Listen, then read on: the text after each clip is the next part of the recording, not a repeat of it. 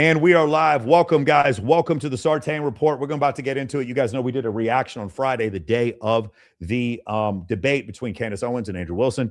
There was a lot of posts. I've never seen not only so much reaction to the debate, getting millions and millions of people to watch, but the reaction that happened on different platforms after the debate, especially on X. A lot happened. Uncle Tom, who's a guy I know on Twitter, he reached out to me. He was one of the only Candace supporters who was actually nice to me and actually said, hey, let's have a debate about this. The rest of them called me all kinds of names. But I was like, all right, man, let me have Tom come on and we can have a discussion about this. I thought it was really interesting. And so we'll probably go over our different viewpoints. I'm trying to understand the other side, the other point of view. Tom, maybe you're trying to do the same thing. I thought it was really interesting discussion that we could have. So anyway, Tom, what was your overall viewpoint and your overall viewpoint of the aftermath?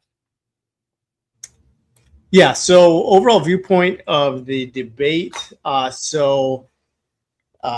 It was, I think, Andrew, just to sum it up simply, Andrew made some critical errors. He took some risks, and sometimes if you're going against a formidable opponent, you got to take some risks.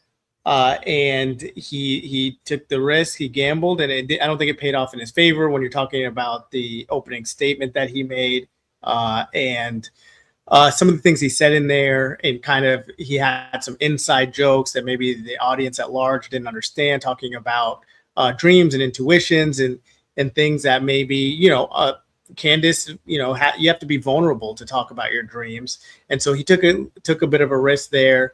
And then he broke news, which we can get into that whenever you want. He quote unquote broke some news from TP, Turning Point. And so I don't know how the audience reacted to that. I'm not sure if that was compelling for them in any way. So it was really interesting the way, because I was trying to understand a couple of things, and I was listening to Destiny actually, because one of the things that happens whenever I see a debate or a political thing, whatever it is, a big momentous thing like this, I always try to look for people who have the opposite viewpoint of me, and I try to see how they saw it through their eyes. And one of the things I was interested in, listening to Hassan Piker and Destiny, the way they talked about it was, especially with Destiny, he talked about the normie viewer. How would the normie debate viewer view this?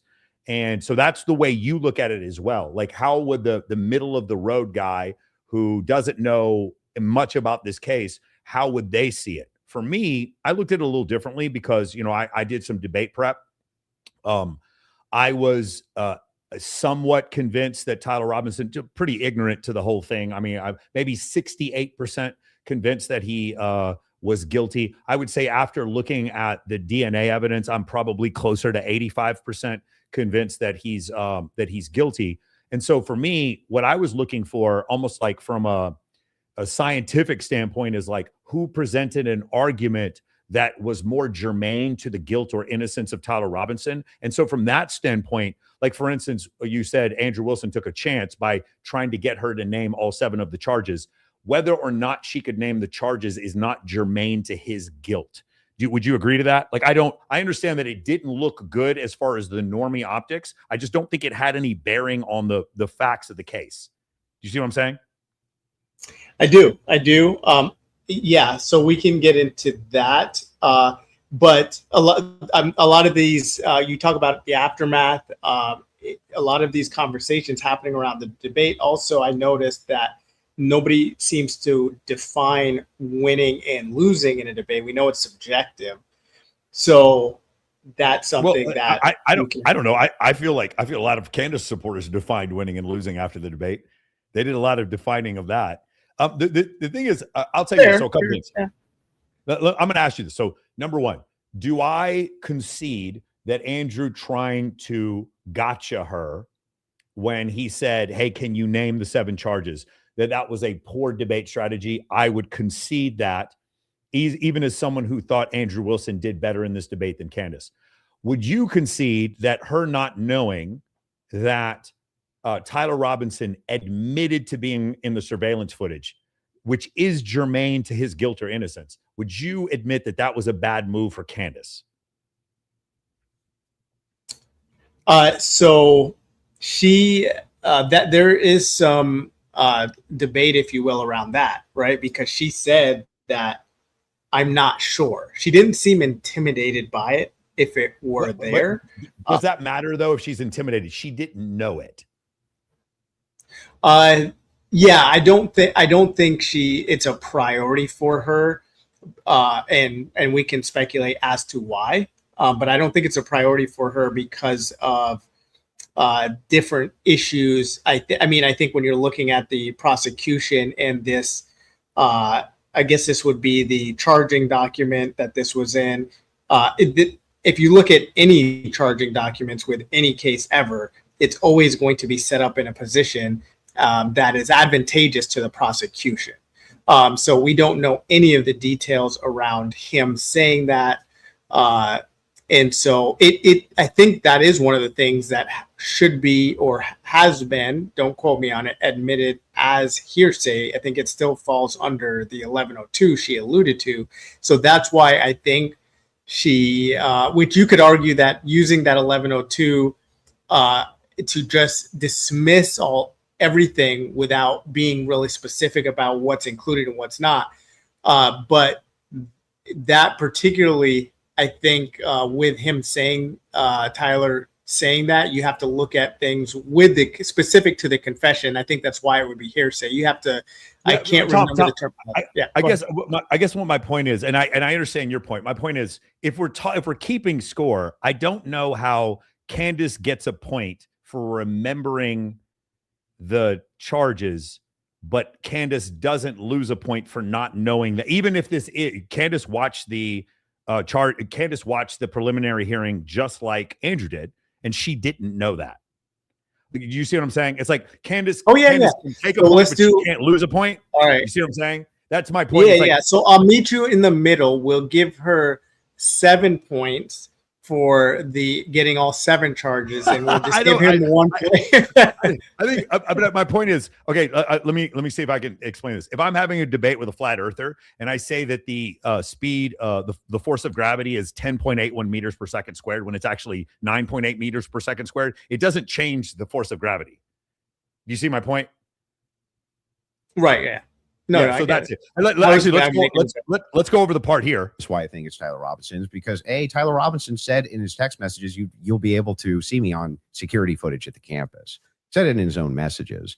On top of that, twigs, yes, you can pull them up. Hey, by the way, Tom, if you want me to pull up anything, guys, I'd highly recommend you guys do this. This really awesome tool that YouTube has put in all of their videos. Once the transcript arrived, so this was a live stream, about 4 hours after the live stream was produced, YouTube produced a transcript. After that, there's a little star that you can find in YouTube videos. I'll show you this, guys. I want to fact check. I try to show you guys as much about AI as I can. It's right here. It says ask. This is an inboard version of Gemini that's inside of YouTube.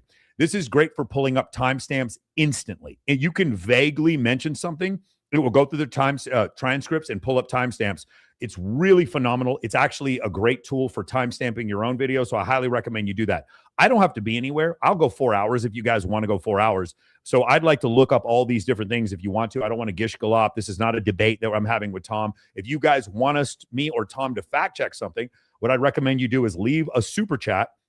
You know, I don't care if it's a $1.99 super chat. Say, hey, can you guys fact check X or Y? Love to do it. I kind of want to get down to the nitty gritty. I'm less concerned with the optics and more concerned with who proved their point. But let's go over this part real quick, because I am kind of curious about exactly what he said. He did say. I'm sorry. I actually think I really did miss that. I'm not saying you're wrong. I don't remember him saying you're going to see me in. I'm paraphrasing, but it was close to it. Yeah, I think that's by the not way, right. Twigs himself. So the reason why I wouldn't give him only 1 point for this is because this leads to her later on saying you can't tell he's in the footage. So number one, she didn't know that he admitted to be in the surveillance footage, and then derivative of that would mean that all of this surveillance footage where she continually conjectured that it might not have been him. This makes it look like it very much was him, and so now she has another thing to explain away. Self said that he had some on the staircase. He had some maybe a tiny bit of doubt, but it sure looked like Tyler Robinson inside of this various surveillance footage that he saw. So Lance, sorry. Hang on. Right. So there's multiple reasons why it is that I believe that that's Tyler Robinson, not just because of blurry footage. Did you have a dream? Just kidding. No, it's because I combined multitudes of evidences. Okay, so let's address those multitude of evidences. The first one we're working on a fact check on, because I do not ever remember him tweeting. That's me in the stair. I mean, or texting. Texting that's me in the staircase. I think that I didn't say that. I said I literally didn't. What I said is that he texted over, "You'll be able to see me in footage at UVU," and I'm paraphrasing, but that's what he said. Yeah, could we get a fact check on that? The second thing you said was Lance's testimony, and actually what Lance says is, "I'm not 100%." I agree, but in terms of what he wears, again, me pointing out the absurdity. He wears Converses. He wears sneakers. If his boyfriend is not 100%, I'd like to understand why Andrew Wilson is overwhelmed by it. That's what I'm trying to get to. And lastly, I would like to remind you that Lance's statement would not be permitted. This was a huge part of the preliminary hearing, that they were leading. All the questions that were asked of him were leading, so they would be struck down at the actual trial. And also, I would like to remind you that he got use immunity for that. Use immunity. I understand. Which means these are kind of all addressable issues. Like, I understand why she's saying these things to leave doubt, but you get immunity sometimes in general without there being a plea deal or without you admitting any crime. You can still get immunity, number one. And number two, I don't really know. So what happens is he brought up a point that he admitted that you would see me in the surveillance, and then she downgraded to a point about his Converse sneakers and his pants or whatever. I think Andrew clearly won this point, and this point was clearly germane to the guilt or innocence of Tyler Robinson. And when I hear Candace Owens supporters, they never address this. Whereas I heard Andrew Wilson address, hey, you know what? I took a chance by asking her to name all the charges, and she was able to do so. That's one of the main differences that I see in the way this is addressed. Yeah, well, you saying it's clear doesn't mean it's clear. I think we can agree on that. What do you mean clear? But you said, I think you just said, I think he clearly got this, won this exchange. No. I think he won this exchange every bit as much as she won the other exchange. The difference is this exchange is germane to the case, and the exchange they had about the charges was not germane to the case. Oh, okay. Yeah. So I'm not convinced that he won this exchange because, as she points out, this falls under hearsay, and she's already discussed this. No. Okay. So this is another confusing part here. Because the trial allows hearsay doesn't mean everything in the preliminary hearing is hearsay. No, but it has to be subject to cross-examination. It has to be. I totally agree. But the point is, what she said was most of what was in this trial was hearsay. That's not accurate. The entire trial, if they so chose, could have been hearsay, but it doesn't mean by default. For instance, if I produce, Your Honor, this is the murder weapon that we're going to present at trial as Exhibit A, even though in this preliminary hearing I could produce hearsay, doesn't mean that everything in the hearing is hearsay. No. I'm just saying the specifically the messages. Right, but the messages can't be cross-examined. So it's not hearsay. The messages can't be cross-examined at any point, whether or not they're admissible, which I think they are going to be admissible. Of course it can be cross-examined. Of course it can be cross-examined. Did you send these messages? Oh, I see what you're saying. No, I understand. The evidence itself cannot be. Of course, he can be cross-examined, but the evidence itself is not cross-examined. Is what I'm saying. If the evidence is admitted and then later on they say, well, I didn't send this, he has every right to say that I didn't send this. But in order for him to say I didn't send this, that means it must be admissible. Therefore, if the text messages themselves are admitted in the actual trial, then it's not hearsay. That part is not hearsay. That part. I'm not talking about what he says on. So that's my whole point is I do think this is extremely germane. Of all the points both sides made, this point was bigger than any point anybody else made because it was a new piece of evidence that apparently that she wasn't aware of, number one. Number two, if those text messages that he said that came from Turning Point USA, where Charlie was like, hey, I need you to protect me because I think the left is going to attack me. I think that is also more of a win for him than the 7 points that she got, because that is the only part where I feel like she did anything. So I think a lot of people lose sight of what the prompt is, right? So we're talking about a patsy. So obviously you're going to, that's why I don't think she cares about the messages. She doesn't think he sent them, or he sent them under duress. But as the newbie, as the observer, as the debate observer, I don't care what she cares about. Right? You don't care about the debate prompt? No, I don't care about what she cares about. I do care about the debate prompt, but what's going on in Andrew and Candace's heart doesn't matter to me. What matters to me is, did you present evidence to, do you understand what I'm saying? Like, I don't care. I don't care. Yeah, I don't care how she feels about it, or whether or not she cares about the different. Like, what I'm saying is, for her to say, I don't even care about that point, doesn't mean she wins the point. And so in this case, the fact that she might not care about what the text is, she could keep saying all of these texts are sent by someone else, so therefore this is not evidence. What's happened is, now it's like the DNA on the bullets, well, that doesn't matter because it was faked. The DNA on the trigger, well, that doesn't matter because it was faked. The DNA on the towel, well, that doesn't matter because it was faked. Finding the screwdriver with DNA on it, well, that doesn't matter because it was faked. Well, the footage, well, that doesn't matter because it wasn't him. Well, but he said he was in the surveillance footage, but that doesn't matter because it could have been someone else. Well, what about the admission? Well, that doesn't matter because it could have been some. Now it's like Occam's razor is not fitting anymore. Now there's way too many pieces of evidence that doesn't make it seem like the idea that everything. Well, Occam's razor would never fit a patsy. I cut off your mic because I talked over you. But Occam's razor never fits any patsy like cover up situation, like obviously. Someone being framed, that never fits. You can't use that. I think this is the massive point of confusion. A lot of people I hear saying this. Andrew Wilson, he came on my show. He said this during the debate. He said this several times. He's not. Gotcha. So you have a bias baked in here. I could tell. No, okay. I haven't met. I don't. If anything, I've spoken to Andrew way more than I have Candace. Yeah, for sure. I talk to him almost every day. Right, but my issue is with the whole situation. Andrew never stated. He never goes, "Hey, my job here is to prove Utah's case." He never says that. In fact, he says, I don't really care about the state's case. He said, I'm not here to try to prove the state's case. The point he was trying to make is exploding microphone, France and Israel involved in the killing. Erica Kirk needs to go to jail. Tyler Robinson is a patsy. She made those accusations on the debate. She acted as if she was just asking questions. Then he played her own words back to her where she's clearly making a hard accusation, and then she backs away from it. If she makes the accusation, just like the prosecution would do in a trial, then the burden of proof is on her. And if she doesn't believe that the burden of proof is on her, then why did she take the money? That's my point. She didn't have to debate. I'm going to ask you a difficult question here live.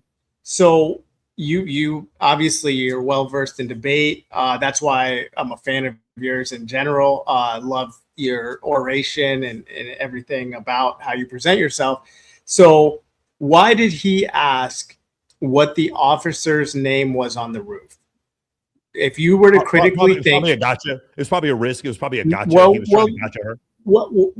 You say probably, but the reason I'm bringing this up because it ties into everything you said as far as her standing on her words. So if you want to, we can do it now, or I can make a note of it. Skip to that in the transcript. His name is Christopher. His name is Christopher. So that's all you have to search for. Sure. No, with the officer on, we can just search for roof. So guys, I'm going to show you in real time how this works. It's a really fucking awesome thing you can do. So officer on roof, and watch that. You just type that in and watch what happens. It's going to search for that in the transcript and it pops it up. First officer on the rooftop. So let's right here and let's see if this works. The first officer that was up on the roof. Mm-hmm. Do you remember his name? Officer Bagley. Yeah. What was his first name? Christopher. When Christopher got up on the roof, you talk a lot about how his camera died. Well, he talked a lot about that during the preliminary hearing. Died. Yeah. Do you think that he planted that screwdriver up there? No. Who do you think planted it? If we're just going on am I allowed to have an opinion? Of course. At this stage, I would say that I don't buy his assertion on the stand that he didn't check to see if anybody went onto the rooftop before he got up there. I do think that it's possible. It's at least plausible that the screwdriver was planted. I don't believe him. What I can say strongly is that his cam died at just the right time. His body cam died at just the right time. I think that as you were just grilling me about whether or not I had got the merchant receipt for a debit card, that kind of makes it difficult that we just have to sort of trust that a screwdriver was found and we don't have any should be evidence. So what's the point about her asking about Christopher? Well, so if you're asking me, that means you didn't pick up on it. So I would say we need to go back once more to that. Look at his body language. Look at everything about it. It only takes 6 seconds. And I think this is important, and I'm not alleging anything. What his debit card wasn't. It is curious to me. I muted it, so go ahead. Keep talking. Oh, I was just going to say. Sorry, my bad. Here we go. Yep, there we go. So he's going to ask. He's going to touch his ear, right there. He's telegraphing. In my opinion, he's telegraphing. Although he doesn't want to give away why he's asking the first name, but to me, he telegraphs it. She doesn't pick up on it right away, but she talked about it in her show today. She talked about this. So if you want to play it, and then because you're asking me what's a big deal about it, but I'm curious, and this ties back to the earlier point. I kind of wish you just kind of get to the point here because I don't really understand. Sure. I'm happy to. So the accusations have been made about Andrew that he's specifically trying to get her into legal trouble. And if that accusation were true, then you would want to do things like this. You'd want to ask completely irrelevant questions. Like this officer's first name, you're a debate guy. We've been talking debate so far. Yeah, but all night. Here's the problem, right? So I'm doing a debate on the 9/11 attacks, and one of the debate points is why did they buy terrorism insurance right before a few months before the attacks? And the actual answer is they already had terrorism insurance because they had already bombed the World Trade Center in 1993. And so you're asking about why he asked about the name Christopher. We already know later on in this same debate, he tries to gotcha her. I think he just tried to gotcha her. I think that's all it was. Well, how would that be? So, but you'd have to substantiate how that would actually be a gotcha if she says Officer Bagley, but I don't recall his first name. And he goes, yeah, but what, his first name? She goes, no. His name was Christopher. It would make him look like he has one scintilla more information than she does. Okay, plausible. Plausible. And guess what? He's not claiming to be the expert on the case. He's claiming that she is claiming to be the expert on the case. So her not getting that piece of data right is just kind of a scintilla for it. But I don't see that makes any real difference. I mean, that's really stretching it.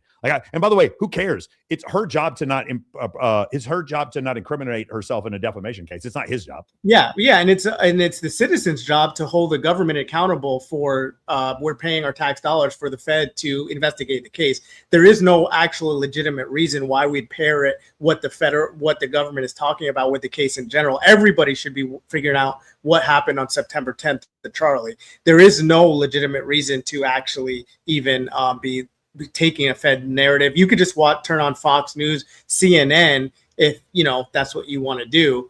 We get the same information as we did from Andrew. Just turn on CNN. But going back to, I think it's plausible what you said there. Now, as far as your 9/11 debate, that one, I don't even know that you need to have that debate, right? Because just look at Building 7. You have no explanation for Building 7 going down. Absolutely do. Absolutely. Man, I learn more and more about you all the time, Michael. So you're the guy. I do think there's a conspiracy, but I don't think the Building 7 thing proves anything. A piece of one of the towers hits Building 7 and it destroys the water. It destroys. I got to mute because I'm laughing too hard. It destroys the water main and it burns unfettered for 7 hours. When it burns and then it finally collapses, it collapses unevenly, which proves it was not a detonation. Also, hours before the tower came down, before Building 7 came down, the fire department came out and said that there was a collapse order, that they knew it was going to come down. And they reported that it was going to come down hours before it was going to come down. They knew it was. And so they actually created a radius around it. This is all documented. So the Building 7 stuff doesn't stand up at all. I had to mute because I had tears in my eyes. Also, there's 3 other buildings that were damaged, so it around it, so it didn't collapse in on its own footprint. So, and I'm not laughing at you. As a matter of fact, I got a great respect, and so I think that there is, I could see why we call them Fed sloppers. I could see why certain people, especially if they have a military background, police officer background, just work for the government, I could see why they would be angry about just this whole thing in general. The entire case, what happened with Charlie. I have a great respect for military personnel, veterans, all that, active duty, of course. And so I'm not laughing at you. I'm just laughing at the situation. I debate all the time. So it's more about the topic. Tom, listen, it's 3 topics. It's Alex Stein, who I'm debating on Wednesday. And the 3 topics, natural selection didn't happen. We didn't land on the moon in 9/11. I will not back down on landing on the moon and natural selection. Those 2 things are real. On the 9/11, I can see it being a conspiracy. I just don't think that Alex Stein has done anything to prove it's a conspiracy. Like the same thing with Candace. I could absolutely see there being some federal government involvement, some other government entity, whatever. I could actually see there being a conspiracy with the killing of Charlie Kirk. My point is, Candace hasn't proven any of it. If it is a conspiracy, the same thing, I interviewed or I debated Maverick Approach, and he went over the fact that we live in a simulation. And my argument to him was, I can't prove we didn't live in a simulation. What I can prove is that you didn't provide any evidence that we did.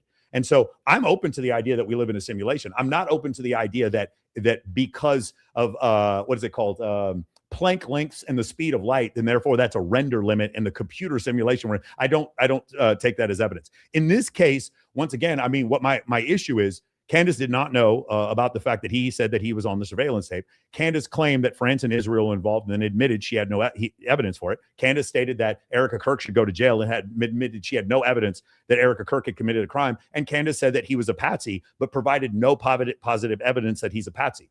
Andrew never came in saying, hey, listen, I'm here to prove the state's case. The only reason Andrew had anything to do with this, and he says this very clearly, he goes, if she had said, I'm just asking questions, we wouldn't even be here debating. The reason why Andrew showed up is because she definitively said that she had evidence to prove that Tyler Robinson was a patsy. She does not. She had evidence to prove that the French Legion was on the ground or that Netanyahu had ordered the killing of Charlie Kirk. She did not. She had evidence to prove that some of the DNA was planted or whatever, the degradation of the DNA. And she had no evidence to prove any of those things. And so that's what Andrew's point was. If you take Andrew's point on its face, which is basically she didn't have evidence to prove her points, he wins the debate. If you say, well, no, because Andrew represents the prosecution, therefore he has the burden of proof, which he doesn't represent the prosecution, so he actually doesn't have the burden of proof. The accusations were levied by Candace Owens, not by Andrew Wilson, then I just disagree with the whole thing. That's why I'm saying, like, here's the main reason. I'm not here to defend the claims that she made. It's more of, okay, does she have evidence to the prompt is he a patsy? Their evidence, I don't know that there, we can go over the prompt. I don't know that Israel was in the prompt at all, or Erica was in the prompt at all. That was just additional tangential conversation. But I might be wrong about that. What I would just want to say, because you've been talking. So let me just say this, because there's obviously one of the biggest things with this debate is the memes, of course, and there's been a lot of them, and memes can be a powerful thing. And I think my favorite one that I've seen is, if it's a cover-up, well, why hasn't the government given us any evidence? Right? What do you mean? So, well, if it's a cover-up, why hasn't, and then picture Andrew saying, why hasn't the government given us any evidence then, if it's a cover-up? Well, it's just a silly meme. No, I'll explain to you. It's just a silly meme to say, obviously you're not going to find like certain pieces of like direct evidence. First of all, direct evidence doesn't even exist in most cases. It's all circumstantial. So DNA is circumstantial, like all of this stuff is circumstantial. So I think the circumstances of the DNA is circumstantial, but the DNA itself is not circumstantial. I understand what you're saying. Yeah. Yeah, you can Google it. DNA is circumstantial. So that's definitely, especially when you have, I mean, we could look it up now. If you want to, if you have a live fact check, we could do that. DNA is circumstantial. Especially when you have 5 sets of DNA on the rifle, right? And you have transference, you have all these other, the stir mix technology that they use that you have to kind of, there's a standard that's standardized, and you have to obviously check for false positives. There's a lot of problems with this, and people get off for DNA all the time. But again, you're not going to, the government, my point is, the government is not going to come forward and say, yeah, you know what, we did it. Our greatest ally is not going to come forward and say, yeah, you know, here's our confession. But the problem, I don't know what you're looking for. Yeah, but the problem is that Candace is coming forward and saying the government did it. Candace is coming forward and saying Israel did it. Candace is coming forward and saying France did it. And she's not asking the question. Circumstantially. No, she's saying they did it. I can play the videos for you. She's saying definitively they did it. That's the whole point. If she had asked, hey, you know what? I don't know. Maybe it was Israel. Andrew would not have questioned her. If she said, I don't know, maybe it was France, Andrew would not have questioned her. If she had said, I don't know, maybe he's a patsy, Andrew would not have questioned her. I don't know, maybe it was Erica Kirk, Andrew would not have questioned her. There would be no debate. It's that she definitively said that those things did happen and then provided no evidence for it. That's the only reason we have this debate. The only reason. He was not trying to prove the state's case. Sure. I mean, I get that. Yeah, if we have citizens now that kind of want to be like, you know, back in high school, you had those hall monitors, right? You have your hall pass. If we have citizens that want to like police speech now, I guess. I mean, if that's his prerogative, it's kind of strange, but you know, that's what lawyers are for. Are your people watching? Or do you have one of your? Because I don't see one. Do you have your guys watching right now on your channel? I sure do. Yeah, I'm going to do a poll. That's why I was going to do it. You do? Okay. Yeah, guys. Go ahead. Yeah, guys, I'm going to put a poll up here. You have to type 1 or 2 in the chat, in the YouTube chat, in order to be part of this poll. That's how StreamYard works. Let me see here. So we just put who won the debate. I'm going to put Candace first, and then I'll just put Andrew second. And you guys can go ahead and start the poll, start and show. And here we go. Let me see here. Okay, cool. And it is not working. Sorry, guys. Okay, and start show. There we go. Beautiful. All right, guys, if you guys want to put 1 in the chat, if you think it's Candace, put a 2 in the chat if you think it's Andrew for who won the debate. Anyway, so yeah, going back to what you're saying, I think part of circumstantial is what was my argument. I'm just saying it's circumstantial. No, my point is, again, I'm gonna make my argument in total. Candace stated things declaratively, and then when she was pressed on them, made them an interrogative. She states these things as if they are facts when she's on her show. Then she comes and she is in a debate, which is, to my knowledge, this is the second debate she's ever been a part of. She comes and she states things declaratively when no one is questioning her on her show. When she comes on to here, then she starts saying, I'm just asking questions.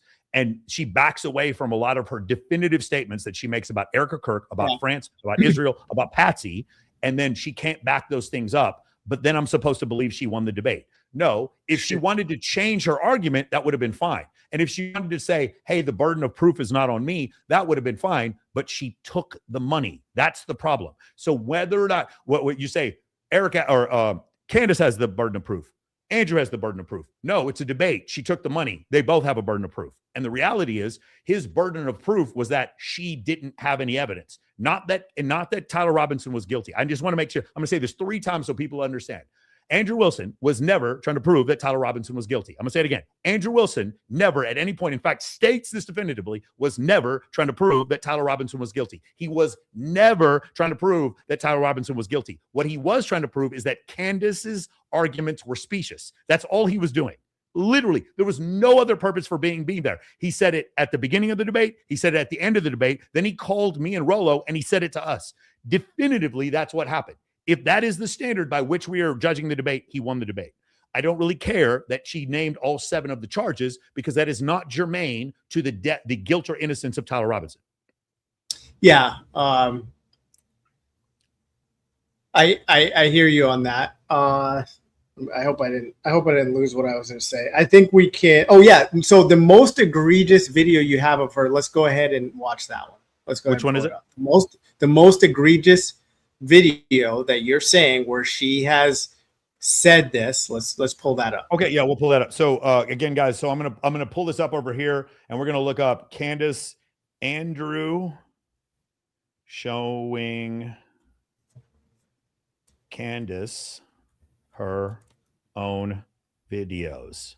So there's 3 of these. We'll go over the first one here, and then the third one. Hold on. Questioning. Okay, so the first one is 32:28. So we'll do this real quick.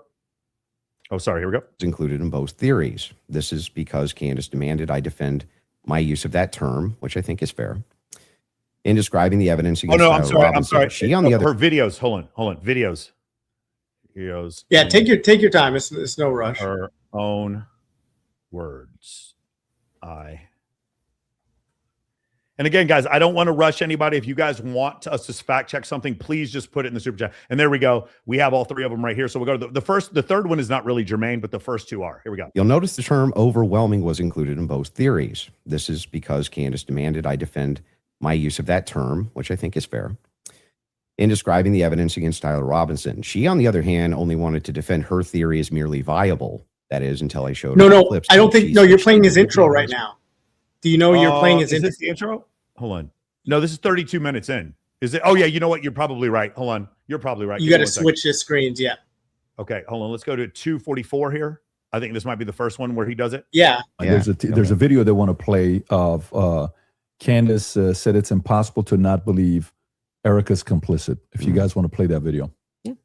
Could also just ask. And so right now their guys are going out and they're going to look for evidence. And then by May, which is fortunately around the corner, then she'll see what they found. So what the F is that performance? How could you sit up there and say, yes, I 100% believe Tyler Robinson did it. That right there is why it is impossible for me to think that Erica Kirk is not complicit somehow. Because those 2 thoughts actually don't even follow. How would it be the case that even if pause it? Yep.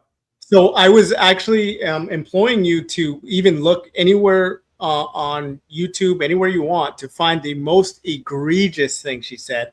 That clearly wasn't. That was clearly an opinion. No. I thought you were asking me specifically for this. I didn't know that. Well, even in this debate, that's. I think you have an understanding. By the way, since I am on your podcast, I think it's only fitting if we can both agree that she's a baddie, right? In that last video, you got to admit she's kind of attractive. She's an attractive woman. She's an attractive woman. And by the way, everybody, guys, go follow. Make sure you follow Uncle Tom on.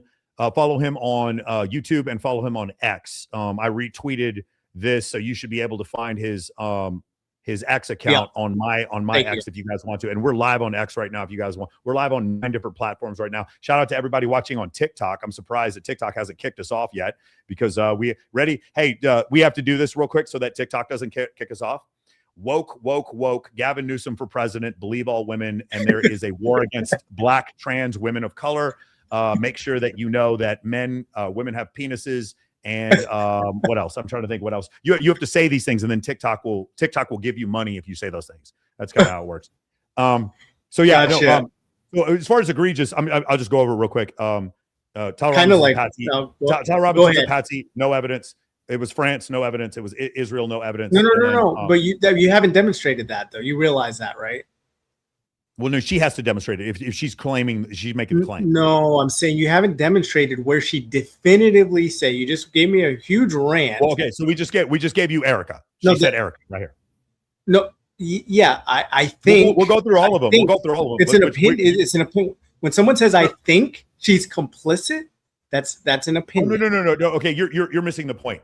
What he's not talking about whether or not she thinks he's complicit. What she's saying is in this debate, she's like, I'm just asking questions. On her show, she's saying, it's impossible for me to think she's not complicit. Those are 2 different statements. Meaning what's happened, what she's doing is she's the guy who comes up to you in school is like, yo, you want to fight? And then you get out to recess and all of a sudden he backs down. And he's like, yo, bro, I was just joking. The energy she kept on her show, Andrew was looking for that same energy on the debate. She didn't bring that same energy. But that's not germane. Bringing the energy on the debate. Yeah, it's questioning that's energy not on the germane. debate. On her show, it's big dick energy on her show. On the debate, it's like, I'm just questioning. Yeah. That's what's going on. That's not germane to the debate either. That's not germane to the debate either. Oh, agreed. I mean, I don't think it's germane. I don't think it's germane to the debate. Well, actually, no, it is. It's not germane to the case, but it is germane to the debate. The debate was, could she prove the things that she said? And by the way, she's not surprised by this. Andrew Wilson was very clear. Let me say this one more time. He was not trying to prove the case. He was not trying to prove the state of Utah's case. He was stating that she made statements that she could not defend. And true, she couldn't defend them. And he made one other statement. He briefly stated this. And funny, because Hassan Piker and Destiny both said the same thing. She has single-handedly divided the conservatives in this country. She has done more damage to separate the conservatives in this country than any single person. And it's true. And Hassan Piker had the best point I have heard of anybody yet. Hassan Piker, who I agree with on nothing, basically stated what happened was Hassan Piker believes that a radical leftist actually killed Charlie Kirk, and Candace Owens has gotten this radical leftist off the hook.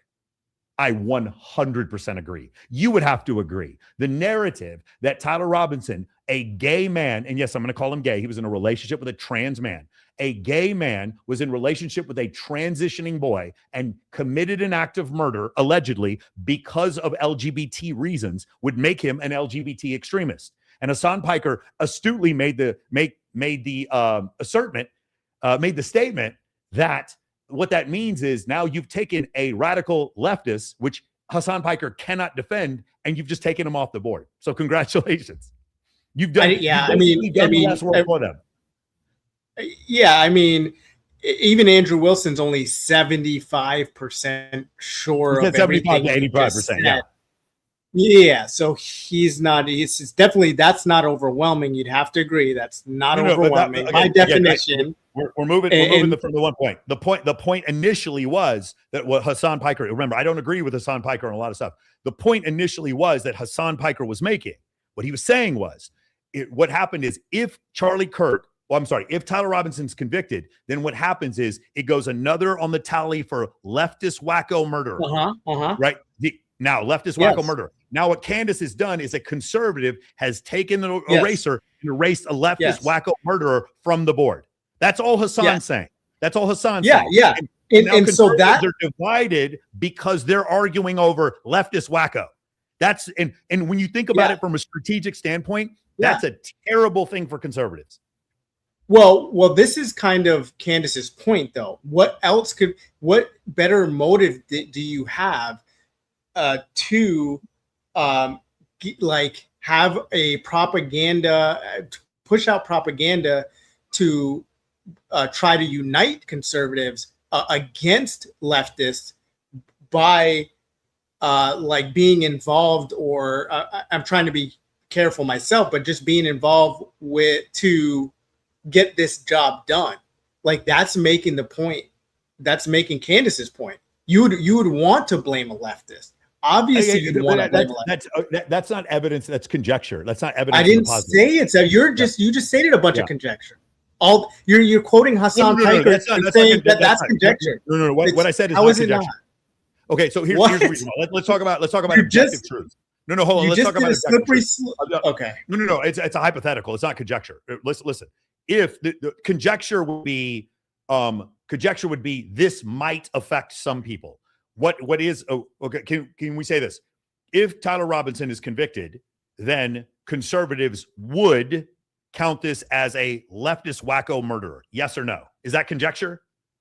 That's like saying gravity is conjecture. You know for a fact that this would be, what about those leftist wackos like Tyler Robinson? They would say this for decades. Do you not honestly think that would happen? Oh, no. I think, conservatives definitely would use this tragedy. They would use this tragedy. Yeah. I'm not, by the way, this is not me arguing it's true or false. This is me arguing that we as conservatives are now eating each other.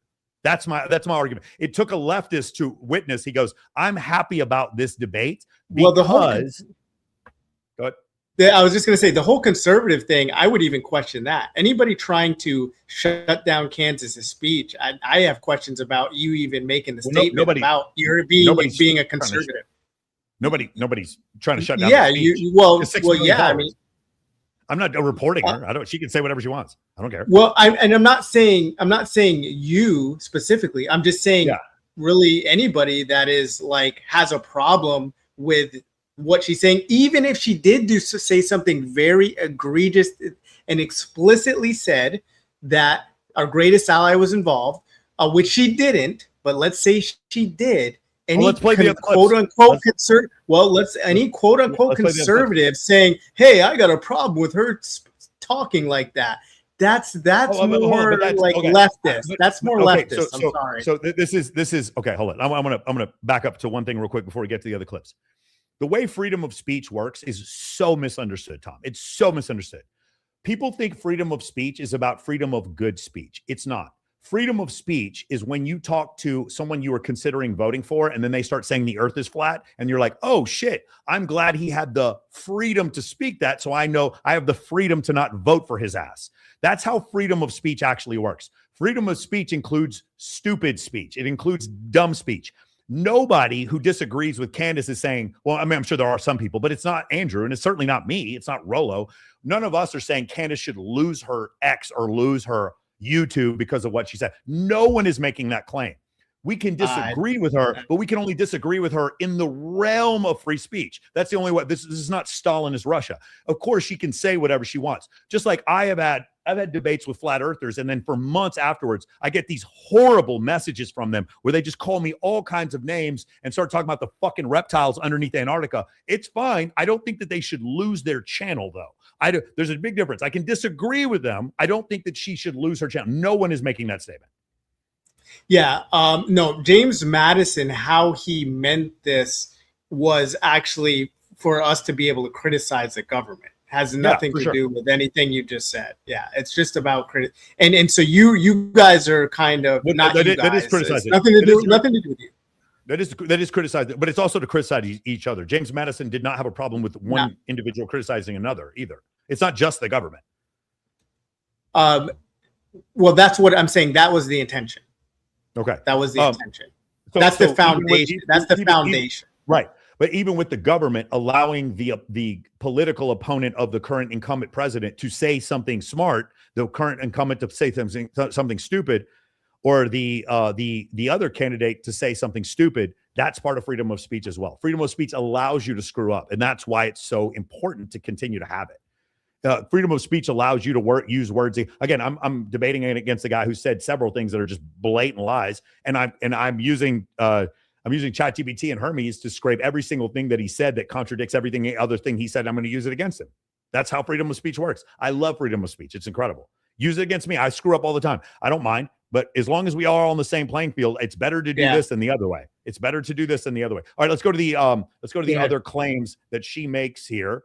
So we went over the first one. She absolutely does indict Erica Kirk in that first one. No, absolutely. We have to define absolute now. We're going to do it again. You'll notice the term overwhelming was included in both theories. This is because there's a video they want to play of Candace said it's impossible to not believe Erica's complicit. Okay, so one more time. Now, we can play it again if you want, but it's pretty much dead to rights. She does say that. I just want to play that video. No. She says she thinks. She just gives an opinion. So right now, their guys are going out and they're going to look for evidence. And then by May, which is fortunately around the corner, then she'll see what they found. So what the F is that performance? How could you sit up there and say, I 100% believe Tyler Robinson did it? That right there is why it is impossible for me to think that Erica Kirk is not complicit somehow. Because what? That's for her to say she thinks is the 100%. It's impossible to say she's not complicit. Like now we're just mincing it's an words. Opinion. Here's what you're doing. The opinion is strong when she states it. Now she gets in a debate. We're now minimizing her opinion. No, she's stating it's not germane to the debate.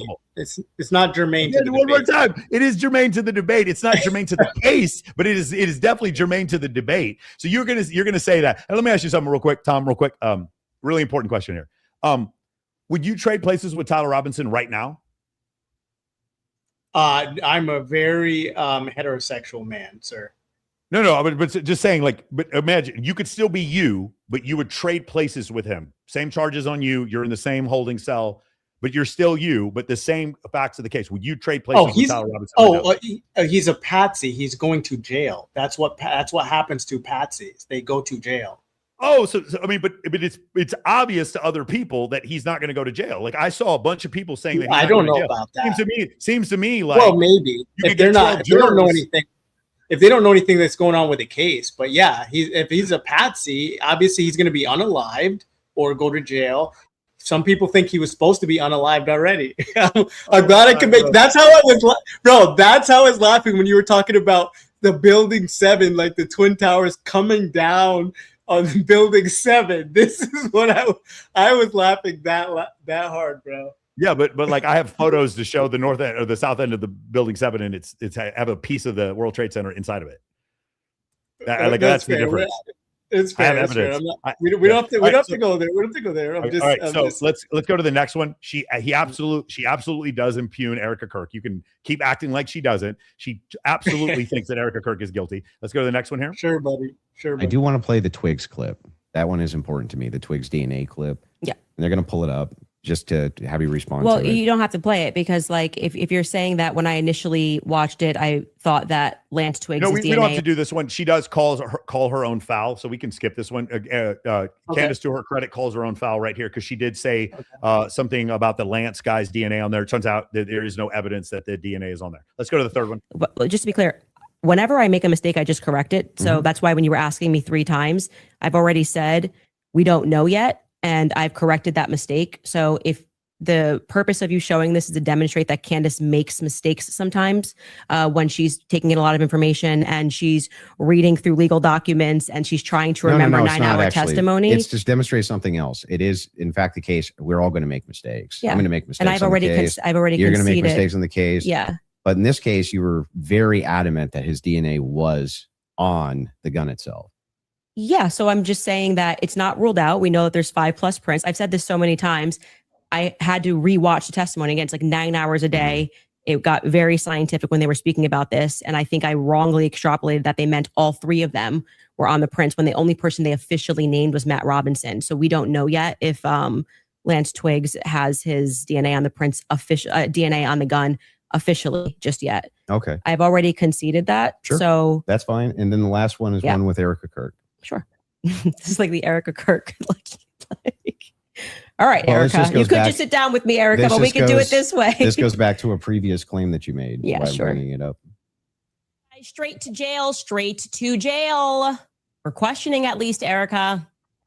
I don't care who's mad. I really do not care who wants to be upset after. Yeah, no, neither do we. We don't care either. It's like, this is pretty funny. This episode, really, you'll be wasting your breath.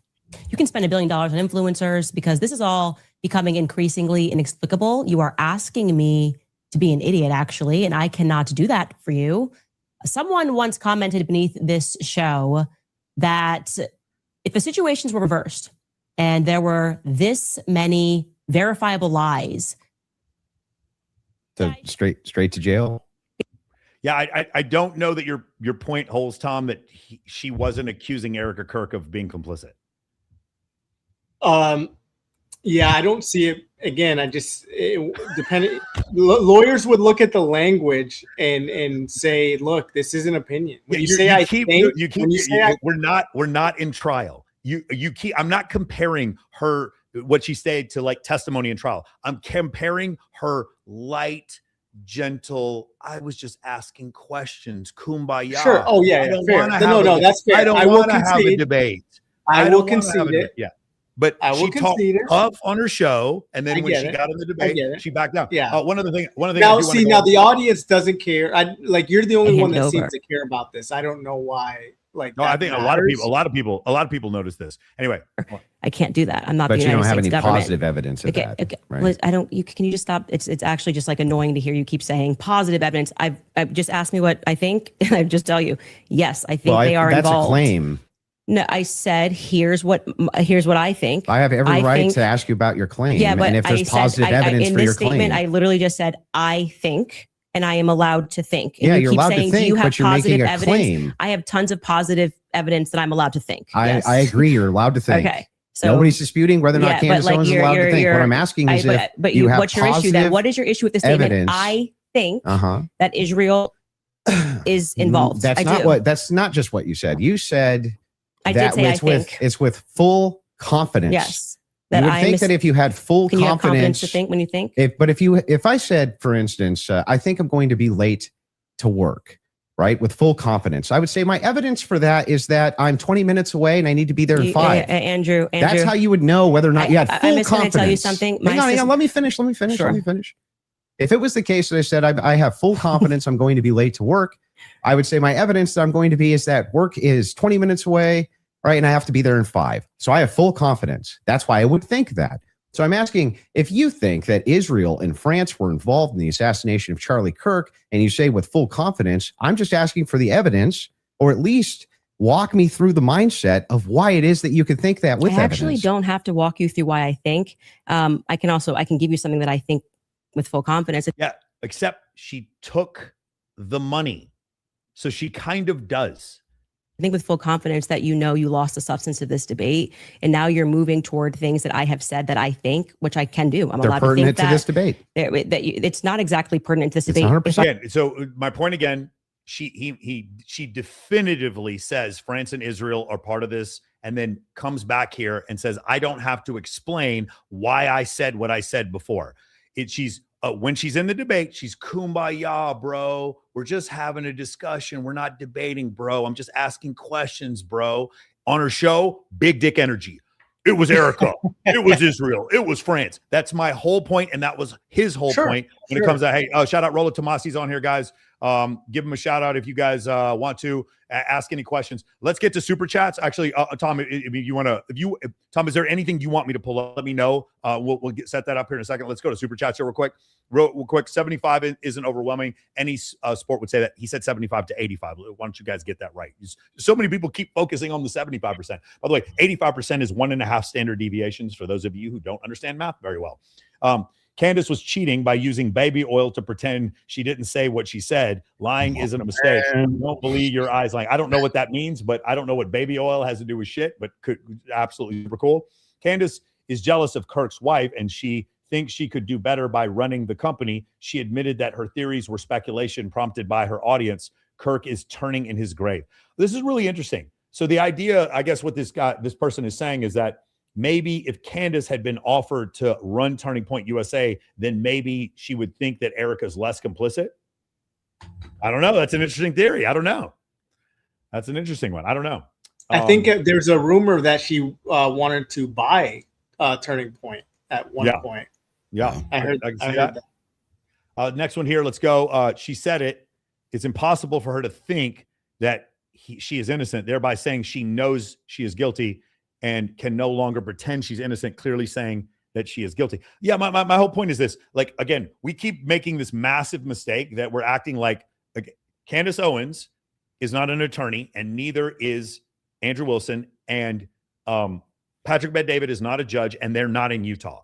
My point was never about the trial being litigated here. We're still in discovery, right? Or we do pretrial hearings. Discovery is not complete. There's no way for us to discuss this. The point that Andrew's making, he has made it several times. I can play you several times where he's made this point. 1, he is not trying to litigate the case. And 2, he is stating that Candace Owens made accusations she cannot back up, 4 of them, and he showed that they can't. France, fucking Israel, what's it called?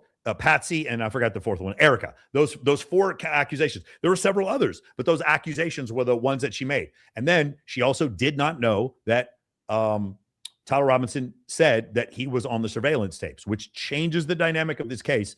Very difficult. Then I asked you, would you trade places with him? And you're like, no, because he's going to get convicted. Got it. Okay. Oh, yeah, he's definitely going to get convicted. Okay. I mean, it's Patsy. That's like Patsy's either get unalive, they get convicted, all of these things. So I think it's one thing. You just named a bunch of things. Our greatest ally, Egypt, France. I don't think you mentioned Egypt, but we can throw that in there. But it's really one. Egypt? I didn't know she said Egypt.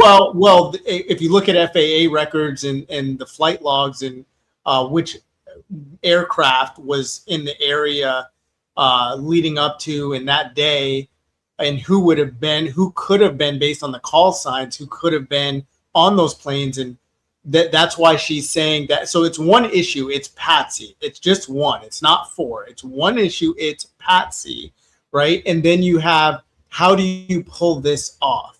And who has an interest? Who has a motive?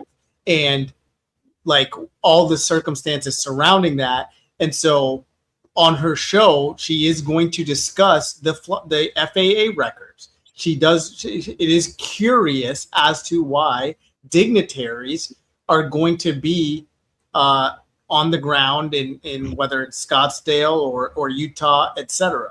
And I think she's questioning that. If you want to stand by saying that, hey, she's very hyperbolic on her show, and she should have been hyperbolic in the debate, then I'm not gonna argue that with you. Okay, fine. I don't know what point. I don't know what your point is that she shouldn't have gotten the money because she's not hyper. She didn't crash out enough, like with Andrew. When, as a matter of fact, the producer, again, I'm gonna say allegedly, although I heard with my own ears in an X space with the producer, Mr. E, say, and I can play the recording. I can dig it up for you. We can play it if it's necessary. But he, and again, this doesn't mean Andrew believes this or anything like that. It's just Mr. E's opinion that they wanted her to crash out, and because she is part of the contract, if that happens, she may not have access to the money. So you're saying, so you're saying, hey, she wasn't hyperbolic. She was probably trying to control herself in a different way. It's just hard to gauge people's intent or speculate or what have you. But,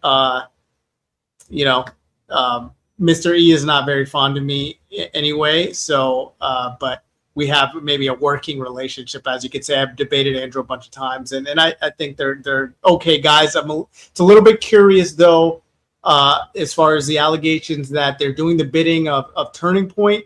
I don't think neither of you two know the answer to that necessarily. They didn't invite us. Rolo, they did not invite us. All of our friends, they're like, oh, you come to Turning Point. I'm like, what's Turning Point, bro? All my friends. I know models that were conservatives get invited. I'm like, nobody invited me to shit. How come I wasn't invited? I will beat the shit out of every one of your debaters. Why don't you invite me? Nobody invited me. I don't know shit about Turning Point. Fair. I'm definitely not taking Turning Point money. I'm definitely not taking Turning Point. Turning Point, where's my super chats? Where's my super chats? If you look at Israeli money, where's the Israeli money? I need how come we didn't get some? Fuck. If you look at my timeline, you can tell that I'm definitely not getting invited to the cookout. So yeah. But nice to meet you there, Rolo. Sometimes I say Rolo. Yeah, I got you. It's funny. I was like, who is this guy? And then I look and I go, oh, I follow him. Oh, do you? Okay.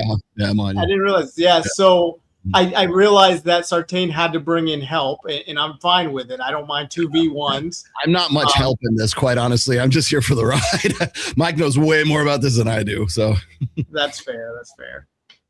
So your poll, so this poll that you've got up, what it tells me though, I'm actually happy with this poll. It's pretty close on your side, and I'm happy with it because it tells me that to your audience at large, you convey a pretty fair assessment. It's not like it's 80% Andrew or something crazy like that, or 75-25. So I look at that, and it tells me about your channel and that you try to look at things pretty fair, and I like that. And I've always thought you've been a fair guy. Now with this, I think you're a little bit delusional. They paved over the crime scene. They cleaned out the vehicle, auctioned off the vehicle right away. The vehicle wasn't considered a crime scene when it should have been, based on I won't be able to remember the Utah code. Let's go over all that. Let's look at. Well, I don't really know what it is you're talking about, but why don't we just fact check it right now? What is the thing you're saying right now? This is the first I've heard of that. Did they auction the vehicle?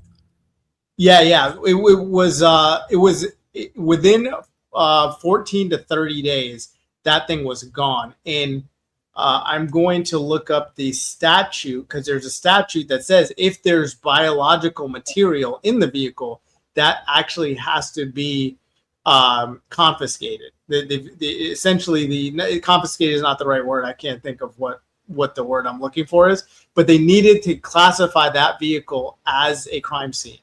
A number of things could have happened. You could have bullet fragments actually coming out of the entry wound.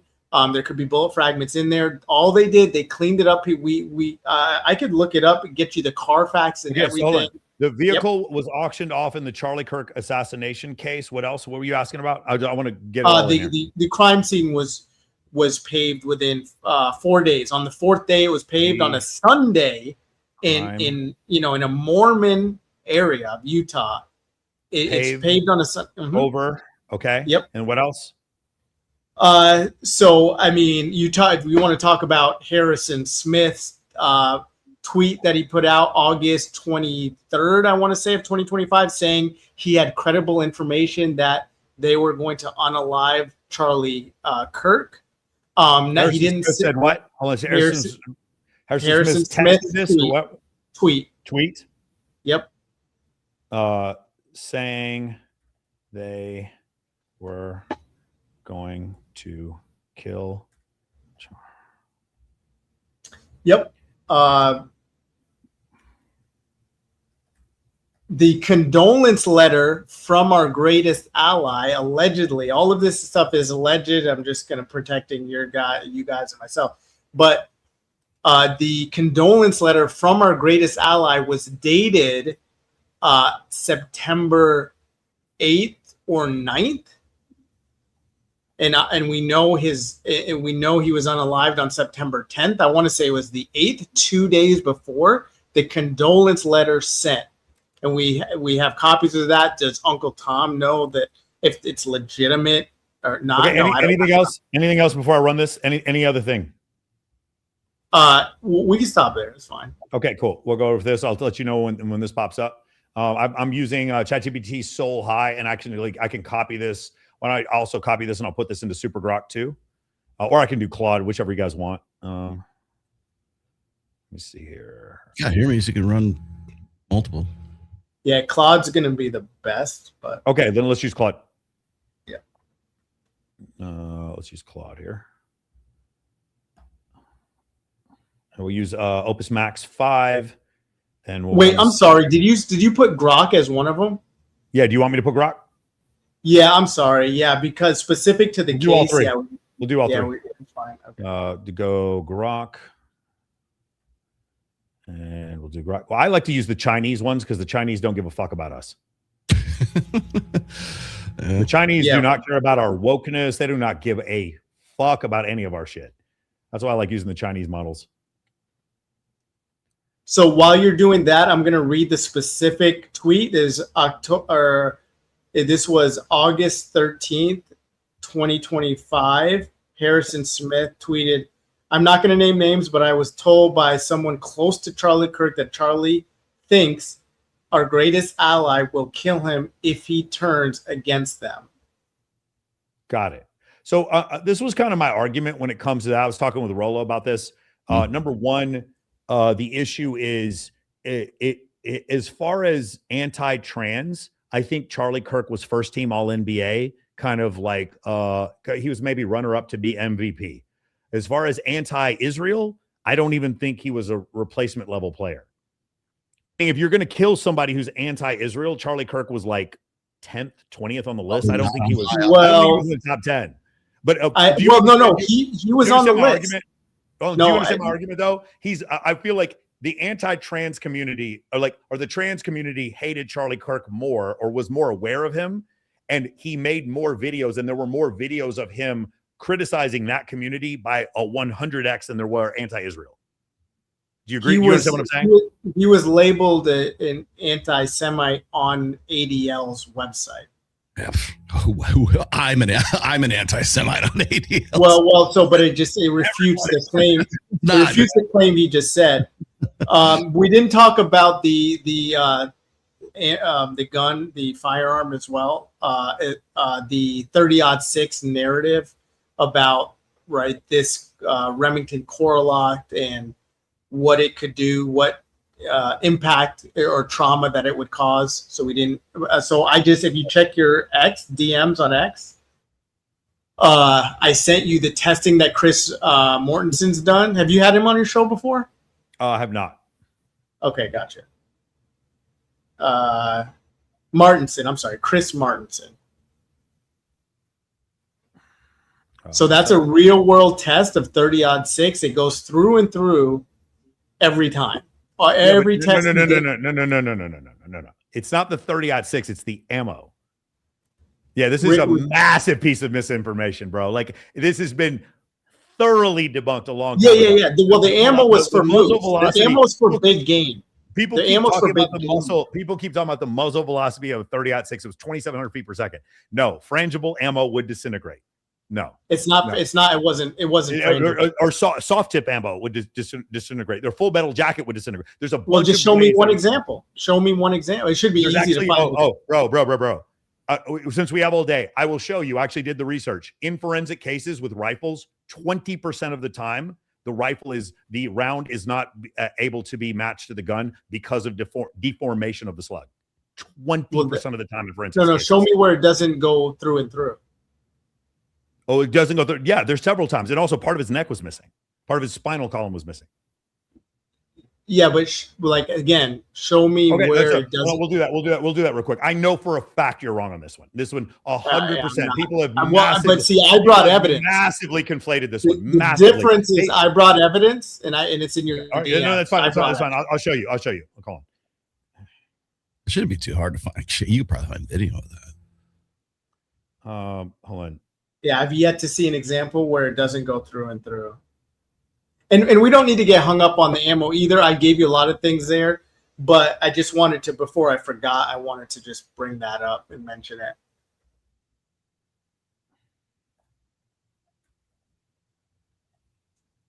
I was in Suleiman's space. Have you ever been to any of his X spaces at all, Suleiman? I don't really know him that well, but we're more in the male self-improvement space, so we don't really get caught up in I'm barely in the whole Twitter space. Geopolitics. Yeah, it's only because of Rollo mainly. Yeah. Yeah, you totally be into geopolitics. Let's go ahead and share screen, and here we go. Contextualize the assassination. There are real facts underneath 4 claims, but the evidentiary value is very different. If you guys want to screenshot this, what is this? I'm not going to read the whole thing. This is ChatGPT. We're going to do ChatGPT first. Is this on the SUV? Yeah. Vehicle auction. Oh no. Oh, I'll just say we're getting to the ballistics one yet, or it's the SUV. I have the real data, not AI. I have actual Carfax. I'll just send that to you. Okay, hold on. Well, we're going to read this one, and then we'll look at the Carfax, okay? SUV auction is substantially true, but one link is not yet independently established. Video unquestionably shows Kirk being carried from the shooting scene to an SUV and rushed to the hospital. Online investigators subsequently identified that vehicle as a black 2025 GMC Yukon Denali. I have not found an official police or record report independently tying that exact VIN to Kirk's transport vehicle, so the identification should not yet be treated as proven. Crucial unanswered question isn't, was a Yukon auction? Yes, it is. Can we establish through registration, TPUSA security records, photographs, license plates, record law enforcement documentation that this VIN number was the SUV Kirk was bleeding in? And if so, when did the investigators release it? So basically what they're saying is they can't substantially say that this VIN number was auctioned off. Or that this, fair. Okay, next one, they paved over the crime scene. It's considerably more substance here than I initially would have expected. Kirk was shot on Wednesday, September 10th. UVU officials closed the campus September 11th through the 14th and planned the employee return for Monday the 15th. Records obtained by UVU under Utah Public Records show an emergency September 11th payment request for shooting site cleanup, communications about the remaining blood on September 12th, and paving related communications dated Sunday, September 14th. One particularly odd September 14th text, my guys are well trained in keeping quiet. Judicial Watch obtained and published the records because Judicial Watch is an advocacy position on the case. So I would slightly modify the claim. Evidence supports cleanup and paving activity during the closed weekend, including Sunday communications. Paver also being installed around the site as campus opened. What was altered was principally the courtyard victim location, not the alleged rooftop sniper position or wooded area where the investigation recovered the rifle. The FBI separately documented physical evidence associated with the shooter's route and firing position. Most importantly, there isn't merely a Twitter conspiracy issue. Robinson's defense has questioned the courts why the site was paved over a few days after the killing. That deserves a straight answer. Cool. That's a good one. To be fair, this is the actual first thing that I've seen that's any evidence whatsoever. Everything else you've said is like below conjecture. The Harrison Smith post is absolutely real, and its wording is important. On August 13th, 2025, 28 days before the Kirk murder, InfoWars horsed Harrison Smith. I was not going to name names, but I was told by someone close to Charlie Kirk that Carly thinks Israel is going to kill him. So they're going to choke. Nevertheless, timestamp, legitimate investment. Hold on. We'll look at Grok on this one too. Israel condonance letter, substantial looking version really existed, but the date was September 2nd, not the 8th or 9th. The letter came from Steffi, not from the Israeli government as such. The version that circulated showed September 2nd, 8 days before the murder. Israeli outlets subsequently reported the condolence letter after Charlie's Kirk's death. So this was not from the government. This was from a rabbi. Chief Rabbi's office said the letter was actually written September 12th, 2 days after the assassination, and publicly uploaded the version containing a typing error. The intended Hebrew date was 19 Iyuli, corresponding to September 12th. In other words, the alleged error appears to have dropped the digit 1 twice. 12 September became 2 September, and 19 Iyulu became 9 Yuli. Elul. That is much more plausible than two completely unrelated, uncorrected dates. Okay, so let's do this real quick. We'll do, you want to do Grok? We can do Grok here for you.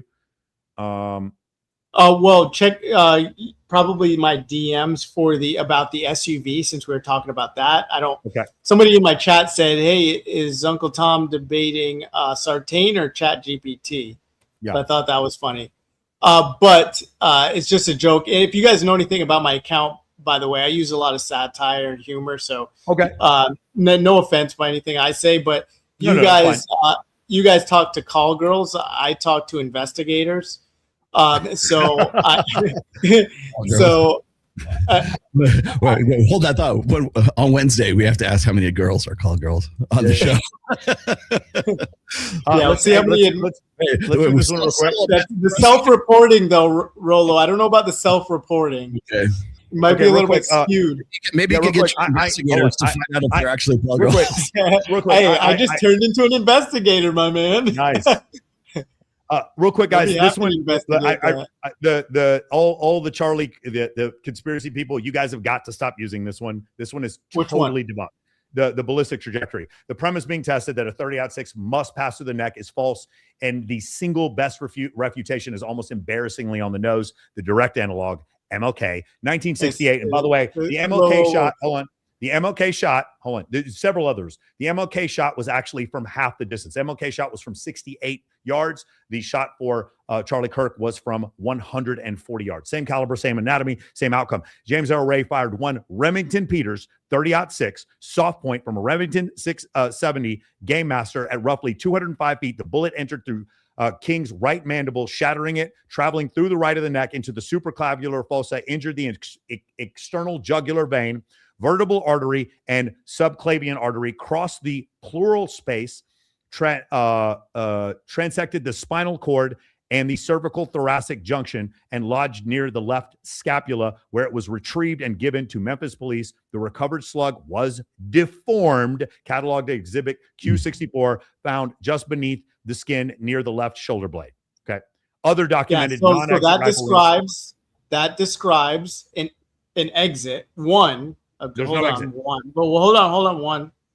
That does describe an exit. If it doesn't, we can go back to it. You can point how it doesn't describe an exit, because it does hit the jaw. But number two, and found beneath the skin.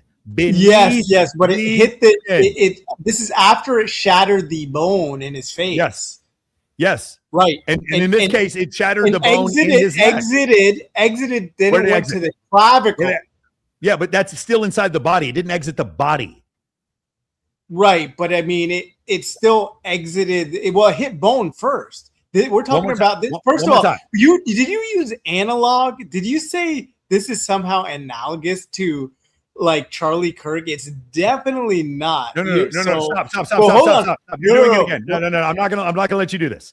You stated, find me, Rollo, tell me on my fucking father's soul. You stated, find me one other case where a rifle round from a 30-06 did not go through the body. I found you a big motherfucking case.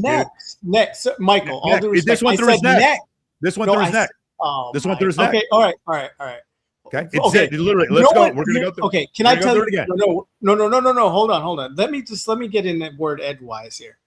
So you do realize you're pointing to an actual what was a conspiracy theory to try to make a point about Charlie Kirk. Like nobody seems to get the irony in that. I don't understand. What does it have to do with it? No one. So Martin Luther King didn't get shot. No one shot him.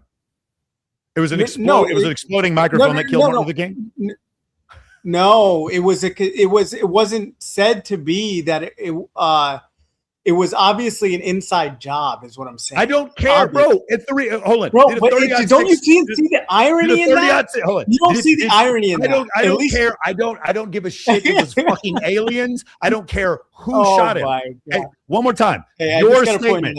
Your statement, Tom. One more time. You're not going to run from this. You stated, "Show me one Rollo on my life." Did you not say I said neck. Yeah, he shot him in the neck. He shot him in the neck. He didn't shoot him in the neck. Is the mandible a neck? Since when is the mandible a neck? So one more time. You're saying because it went through the mandible and then yes, traveled through the right neck through the supraclavicular fossa. You're saying this doesn't count. It's not analogous. Show me one time where a person you didn't even say neck. You said a person gets shot and it doesn't go through. No. I said neck. Other documented. If I didn't say neck. Other documented non-exit rifle round. Cool. So then you're correcting it now because that isn't what you said.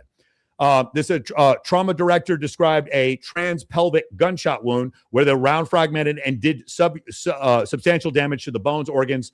Here we go. AK pattern neck wounds. The case literature includes face and neck entry where the bullet lodged in the carotid sheath and migrated, I can't read this word, to sit anterior to C5, with the authors concluding that an AK-47 rifle injury produced unpredictable trajectories that the bullets may be retained by leaving no exit wound. The mechanism, and here's why it must exit, intuition fails. 3 things drive retention. And Kirk's wound reportedly had all 3. Bullet construction dominates over caliber. Thank you. Motherfucking thank you. It is the construction of the bullet. People need to stop talking about the velocity of the bullet. It actually makes the bullet deform more the faster it's traveling. Saw point and other expanding bullets are engineered to mushroom and shed mass. Fragmentation of soft tissue is the most extreme form of high energy transfer, and the fragmentation created from a high velocity bullet often lacks sufficient energy. Bone strikes. The skull or dense bone hits and can stop or break projectiles and produce retained fragments even at high velocity. The reported Kirk track involved the left carotid, jugulars, and destruction of C2 through C7, 5 vertebral strain with the cord transected. The vertebral column strike is about the worst case scenario for maintaining projectile integrity.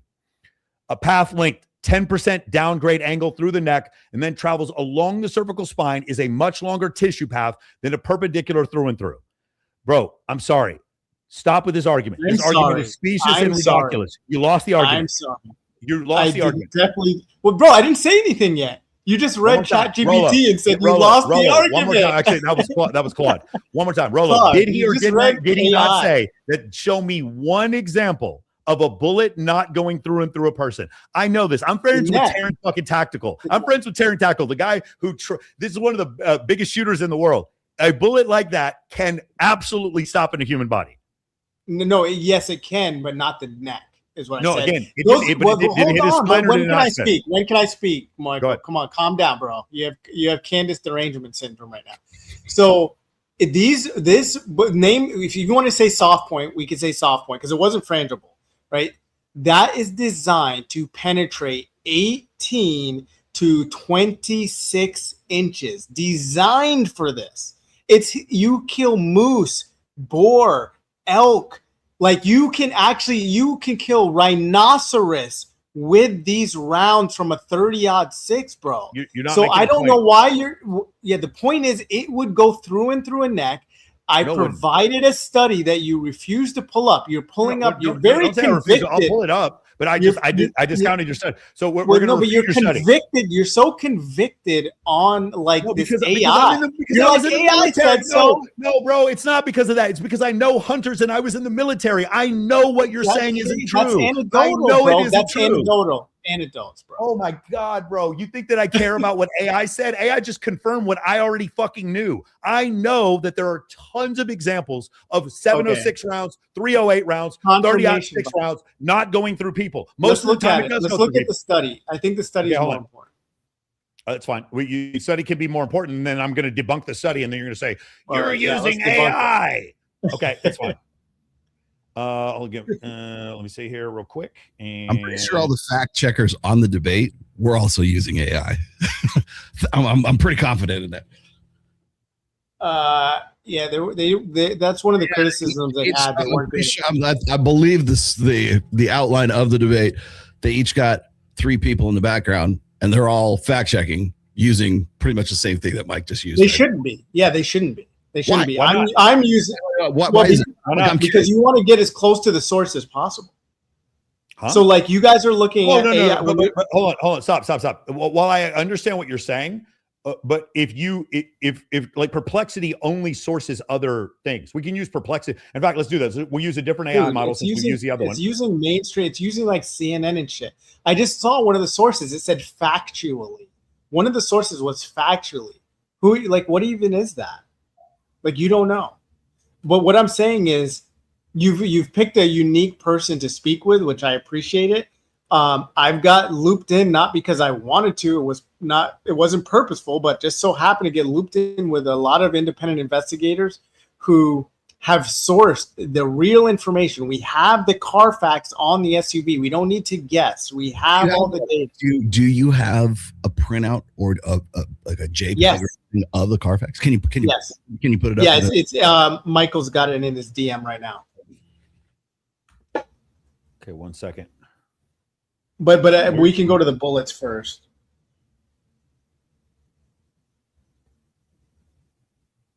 One second here.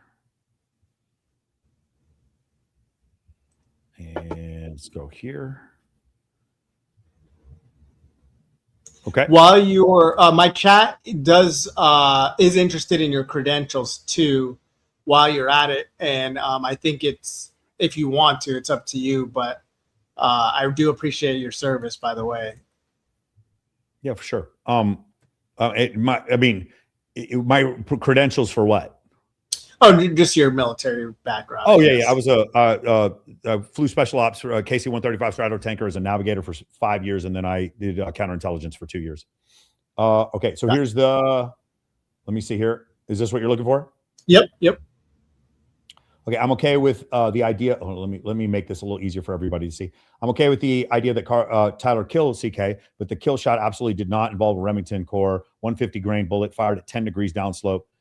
Here's that is a through and through every single time. So the problem is that the official narrative is welded itself into a shooting location that requires us to once again believe in a magic bullet. Actually, the last thing we just showed addressed the 10% drop also. 6% soft tissue can stop a bullet with 220 pounds of foot pressure of energy that is designed for maximum penetration. Actually, it's a soft point. It's not designed for maximum penetration, which a ballistic gel is 18 to 22 inches, 3 times the diameter of human neck. Then please do it. We tried, failed 55 times. Okay, cool. So what he's saying is that, first off, the bullet was not designed for maximum penetration. So that part is wrong. And then, yeah, I agree with you. It's not designed for that. That's the standard. That's just what it does. Let me say, do you put any credence in the idea that there's no way? Hold on. Well, here's what I'll tell you. I will say that this is more compelling than just looking at an MLK case study. That's what I will tell you. Yeah, but there were 3 other case studies. Not through the neck, bro. If you want me to, okay. So what would happen if I showed you just through the neck? Would you then change your belief on this? Absolutely. They had one of the three that was just in the net. It would be more compelling. It would help. Okay, sure. Cool. So here's the thing. This is an informal amateur testing by Chris Martinson and Associates, pork roast with bones as a neck proxy plus some gel, not a controlled scientific study. They reported 55 shots with various 30-06 loads, including cork locked variants, FMJ, ballistic tip, etc. Well, where's the soft point? All exiting cleanly and claimed to show that the Remington core locked 150 grain soft point from the reported loose building low C center. Sorry, my bad. It was 140 yards, 10% downgrade, and slightly off axis, and could not have stopped 6 inches of soft tissue. What the test actually demonstrates, their tables and descriptions show consistent through and through results under the conditions they use. They are unsurprising. That is unsurprising for many 30-06 loads into relatively uniform tissue stimulants and typical hunting velocities. Guys, once again, I have to apologize. I have contact lenses in, and this is close, and it's hard for me to read this. High velocity rifle bullets can substantially carry substantial energy. 150 grain 30-06 is still in the ballpark of 2,000 foot-pounds per feet-pounds at that distance. If the projectile does not expand or fragment significantly and does not encounter dense structure at the right angle, it will often exit a thin target. Why? This does not refute the official account. The recovered ammunition is identified in court and expert commentary as Remington core locked soft point. It's funny, they didn't test soft point in that experiment you just showed me. Yeah, I think they were trying to be, I think that's more charitable. Actually, no. Soft point is going to expand more, and it's not going to go through. They should have tested soft point. This is a classic cup and core hunting ammo, deliberately designed to expand. FMJ. Here we go. Hold on, one more time. FMJ is more likely to go through because it's less likely to fragment. Soft point is more likely to expand, so it's going to transfer energy into the soft tissue. I'm sorry, I messed up. I meant frangible. Did they test frangible? It's impossible to get a hold of frangible. Do you want to know why? Yeah, it's like $9 a round. Is it? I thought it was okay. Yeah. Maybe I'm wrong about this. I thought frangible was not accessible because you could just kill anybody and there'd be no way to test the bullets. I thought that's why, but maybe that's like, I mean, 22s, there's no way to test the bullets. They'll do the same thing. Yeah. That's why a lot of times they use 22. A lot of times they use 22s. Well, I thought they used 22 because the exit velocity was slow enough to where you could actually cover it with a suppressor. I thought that's why they used 22s. Deliberately designing expanding mushroom on impact or twist to a bone, increase frontal area, transfer most of the energy early, and produce a large wound channel while limiting over penetration on game. Soft point behave very differently from FMJ. They are not designed for maximum penetration. The core locked name refers to the jacket being mechanically locked to the core to control expansion and reduce early separation, not to make a solid penetrator. Real world hunting reports and gel tests of similar loads commonly show a 16 to 25 inches of penetration in homogeneous gel, but heavy energy dump in the first several inches. Frequent fragmentation or weight loss when the bone is struck, and many cases of no exit on deer, hogs, or similar size animals, especially on the neck angle shots. The actual shooting, the bullet struck bone, cervical vertebrae, deformed, fragmented, and produced jacket and lead fragments recovered from the body. There was no intact through and through projectile. ATF analysis of the damaged fragment was inconclusive for definitive microscopic match to the specific rifle, which is actually more a point in my favor that the bullet was starting to disintegrate, common when the projectile is heavily disrupted. But the caliber class matched. The spent casing matched when recovered from the Mauser 98 30-06 and other physical evidence. DNA on the rifle, towel, cartridge, screwdriver on the roof linked Robinson. Pork roast and leg bone is a rough, not precise analog for the human neck. Layered soft tissue, specific vertebrae geometry and density, skin vessels, orientation under the exact impact and angle, any yaw. Stacking the deck with thicker sections still does not replicate the precise bone strike dynamic and causing the observed fragmentation and energy dump. Bottom line, Martinson's test illustrates that certain 30-06 loads can penetrate neck tissue stimulants under their test conditions. They do not demonstrate physical impossibility for a core locked soft point that expand and break up on cervical bone at the reported angle and range. The broader evidence package, rifle recovery, matching casing, DNA, and engraved matching ammo recovered from the suspect's residence. Communications, roof activity is far stronger than the ballistics proxy experiment. The study, quote unquote, is interesting citizens testing, but does not overturn the ballistics of forensic picture of the shooting. Once again, I'm just going to say this again. Like, I knew immediately when people were talking about it wasn't going to be a through and through. I knew they were wrong. I know they're wrong. I've talked to several hunters. No one is. The funny part about this is that even Candace didn't bring this up because she looked it up and knows soft point ammo can not sometimes not have an exit wound. It's exception. Yes, the exception. Okay, one other thing. 20%. Let me say this one other thing about this. Another incredibly specious, ridiculous argument I hear from the Candace side, not the Candace side, but the conspiracy side, which is the idea that the bullet was not matched, therefore the bullet is not the same bullet fired from the gun. No. In about 20% of forensics cases, when a bullet is fired like that from a rifle, and about 20% of the time, the bullet is so deformed, the striations cannot be matched to the barrel. About 20% of the time. It's not some huge exception. In this case, we had soft point ammo that hit 5 different parts of the spinal column. That's why it was deformed. Well, allegedly. I mean, again, one more time. But like the idea that there's no chance this happened, Martinson's completely wrong. And here's the worst part for Martinson. Go back and do the fucking test with soft point ammo. Why didn't you do that? Yeah. I mean, I'm not a ballistics guy. I don't know. I think what he listed there is from what he said, if we don't have to read it again, but I think he tried to do it in a way that was most charitable. And what he did is he put objects that were clearly like more difficult. Yeah, let me see if I can explain this. If you, me, and Rolo stood in front of each other and somebody shot a 30-06 with an FMJ round, it's going through all three of us. It's going through all three of us. If somebody shot us, I mean, maybe not through all three of us, but through 2 of us.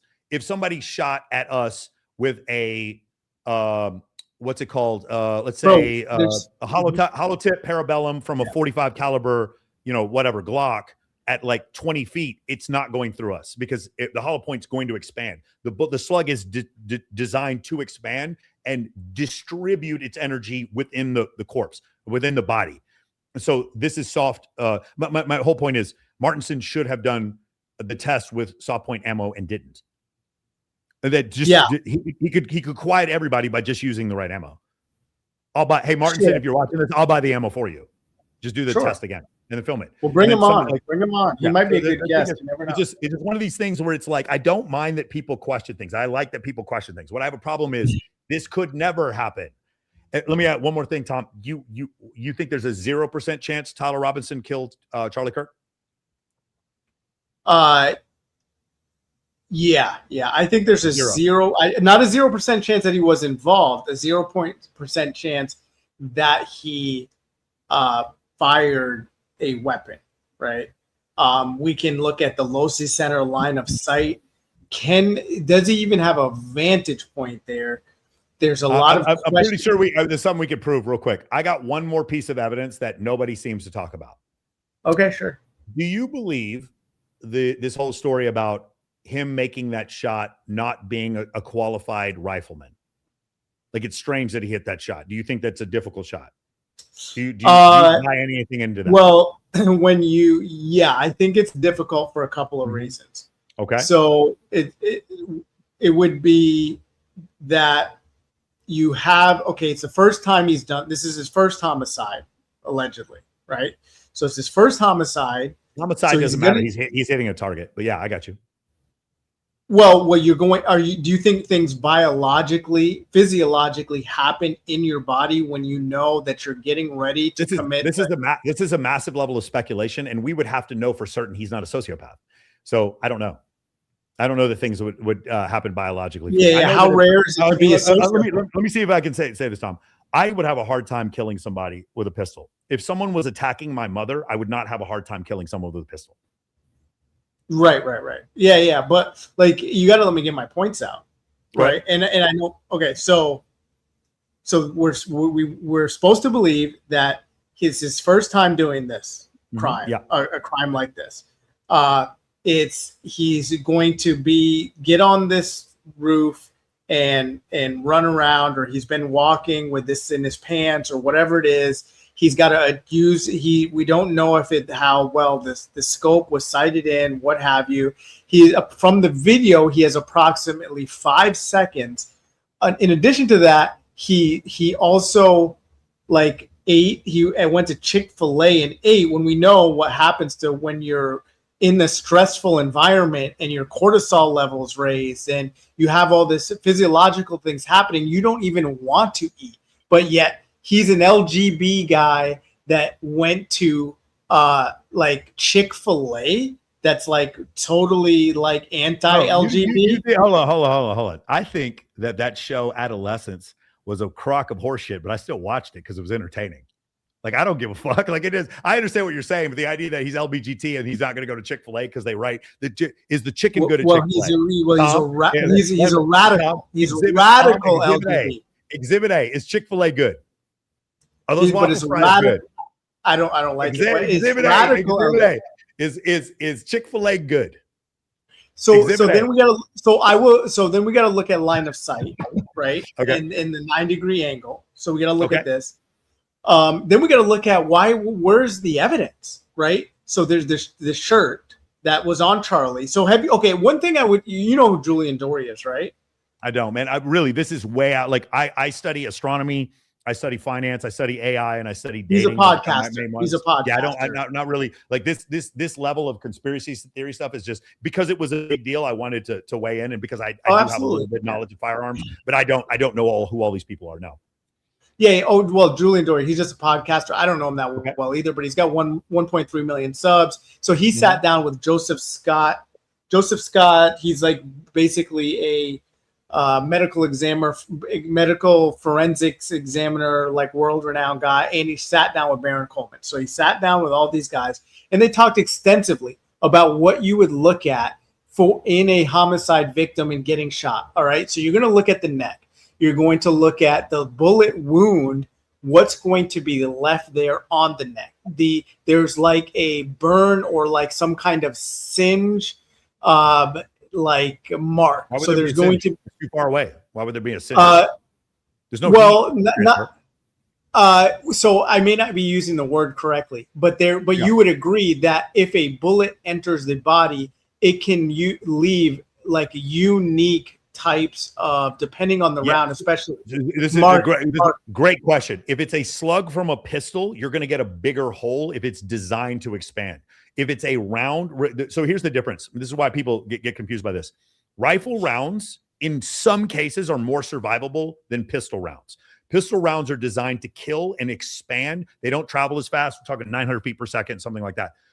Rifle rounds are designed to go fast, and they have a tip on the tip where when it goes through and through. So, for instance, if they say a rifle round hits me in the arm, it might destroy my brachial artery. I lose the arm. A rifle round goes through my arm, and then it's going to come out the other side. It's going to break the bone, and it's going to come out. You might be able to save my arm. This is what I mean. Rifle rounds, in a lot of cases, are more survivable because of the way they're set up. Soft tip rifle rounds, no, that shit is bad. That is bad news because it's designed to explode and transfer energy into the body. And that's why those things are bad. If I'm shooting body armor with soft tip rounds, that's terrible. If I'm shooting FMJ at body armor, I might be able to get through it. You see what I'm saying? That's the difference. No, I appreciate that. Yeah, one of my chatters just said, why do all these guys have such strong opinions on the case without knowing anything about it? I think it kind of seems like I know more about it than the guy who made the comment. You're welcome to come on too if you want to talk about it, buddy. So nonetheless, I just thought that was funny. So I don't want to get too far off from the Candace Andrew stuff either. So don't let me pull you away from that. We could go on and on about all the different discrepancies, things like that. And can I throw something in real quick? Go ahead. Yeah. While you guys were having this back and forth, I went over and I was looking up the Carfax thing for the the TV. It seems like it's corroborated, but why is it a big deal? Why is there some sort of conspiracy around the vehicle? Yeah, the conspiracy is that one of the statutes in Utah says that should have been taken in as a crime scene or secured as a crime scene. So you would have to go through it. You'd have to look for potential bullet fragments, anything else, because there's biological matter in there. But then, nonetheless, if any one of us three here were to commit this type of crime and we auction a vehicle within 14 days or pave a crime scene. It wasn't actually 14 days. Or 30. It was less than 30. Okay, well, if it's 30, then that's different because from the records that I was looking at, it was sold on like November 22nd.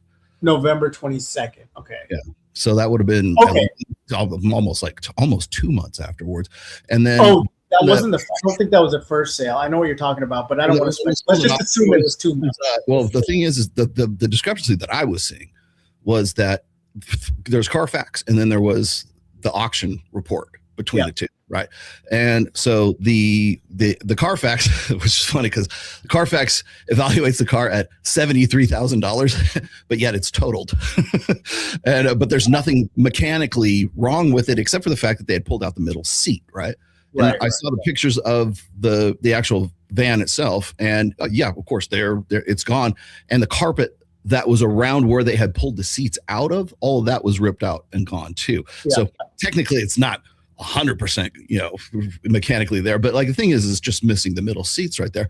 But I think that like people were making a big deal out of it because it was sold, or first of all, it was sold at auction, but that the fact that it was bid as being like completely like mechanically sound, but it was written off as a total loss because in certain cases, depending on what the insurance is, and I don't know, was it rented or was it like sold to TPOSA? I don't remember who was the actual owner of it, but the reason why there was some discrepancies about it was the fact that that it was totaled because if a biological event happens and it costs more to clean that biological event out of the car versus the value of the actual car. So if there's like the whole thing is just like covered with blood, they'll write it off because it's more expensive to clean all that shit out of there than it is to just say, okay, it's a total loss, even though there's nothing. I mean, the car's like in pristine. That's a 2025. Yeah, I'll buy it. Can I buy it? Can I buy the car? I'll buy it. If I get that car, 73,000, give me that. Hey, 20. Give me 20 for it right now. I give you 20. I was curious about why that would be a big deal. Now, so is the conspiracy theory that they sold it as quick as they could because they didn't want anybody to find what was going on in the car? Well, the first point was that it wasn't labeled or as a crime scene. It wasn't a crime scene. Okay. Well, should it have been?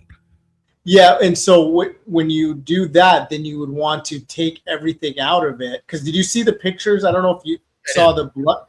I know you saw the pictures, but there's the ones with the blood. So there's different items in there, right?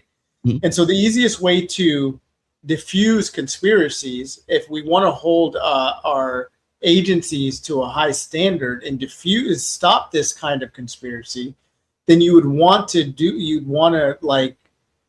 be transparent and handle the crime scene properly, get all these items out of there, tag them, bag them, tag them, and all that. And I think that's part of the concern, but it was just more, just kind of just auctioned off and it's gone. And while I got the mic here, let me just credit M for this because these investigators deserve credit. M on X, and that's at mini MINI _MIN and then 4Z, the letter Z, 4 of them. So I just want to give her credit.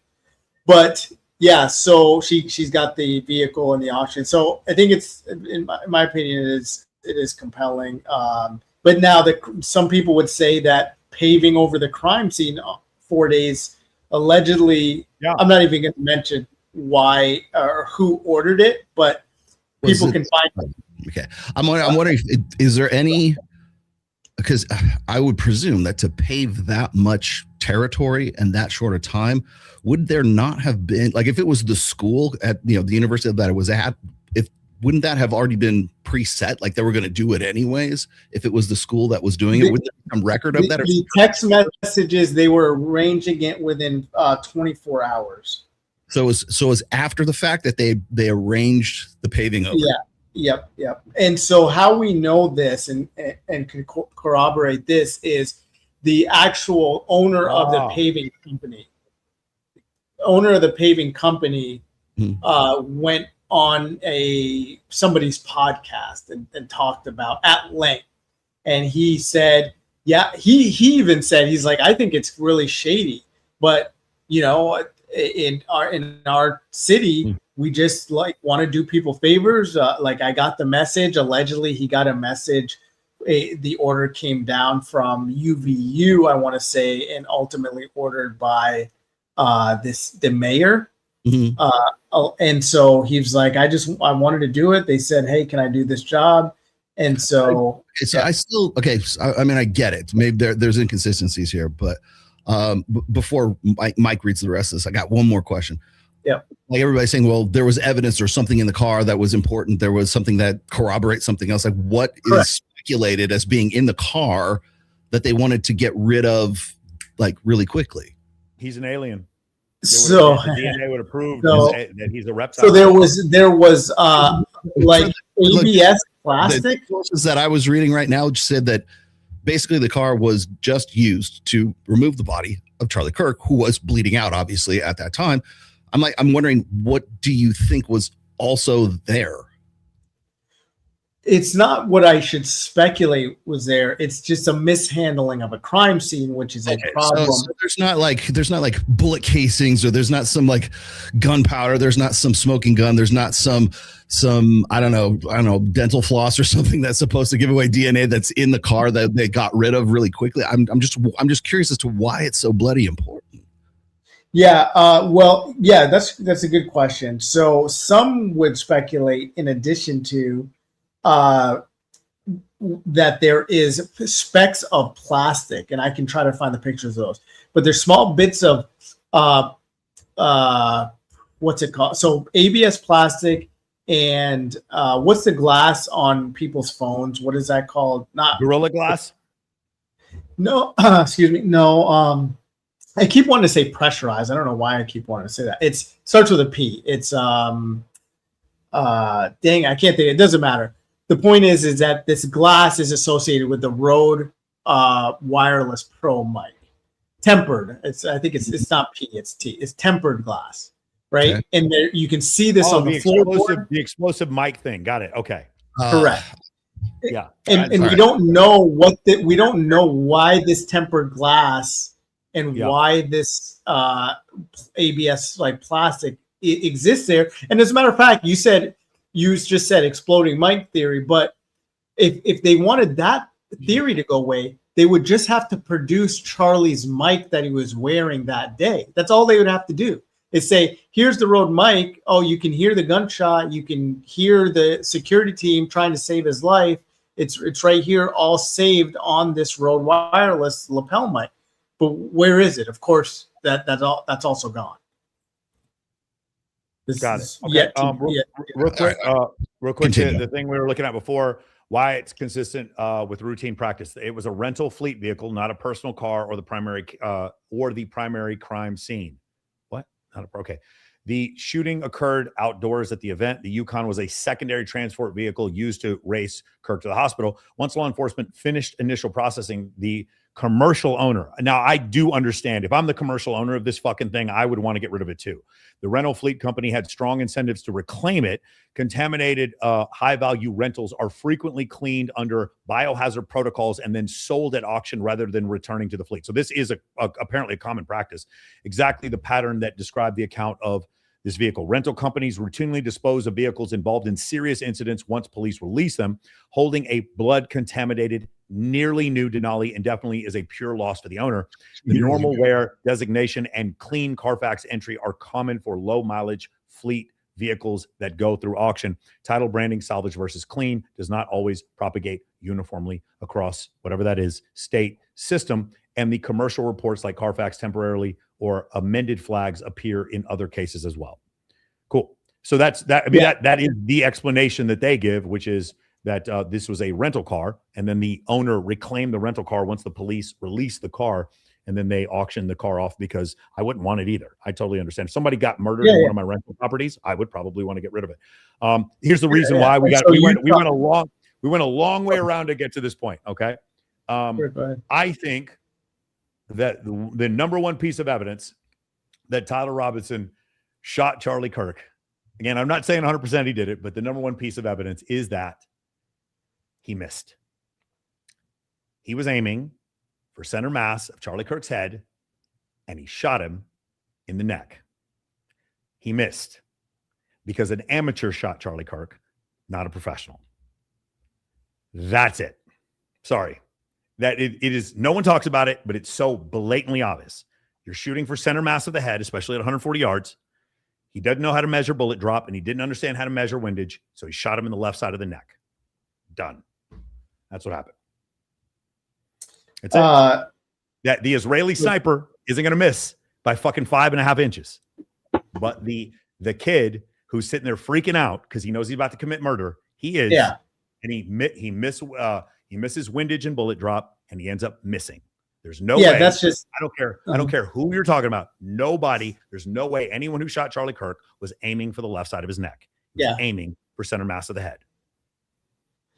Yeah, that's the gunshot theory. I mean, if you believe that it was a gunshot, I think that's a good theory. I think if it was an exploding mic, you would see a very different entry pattern than what we saw in video.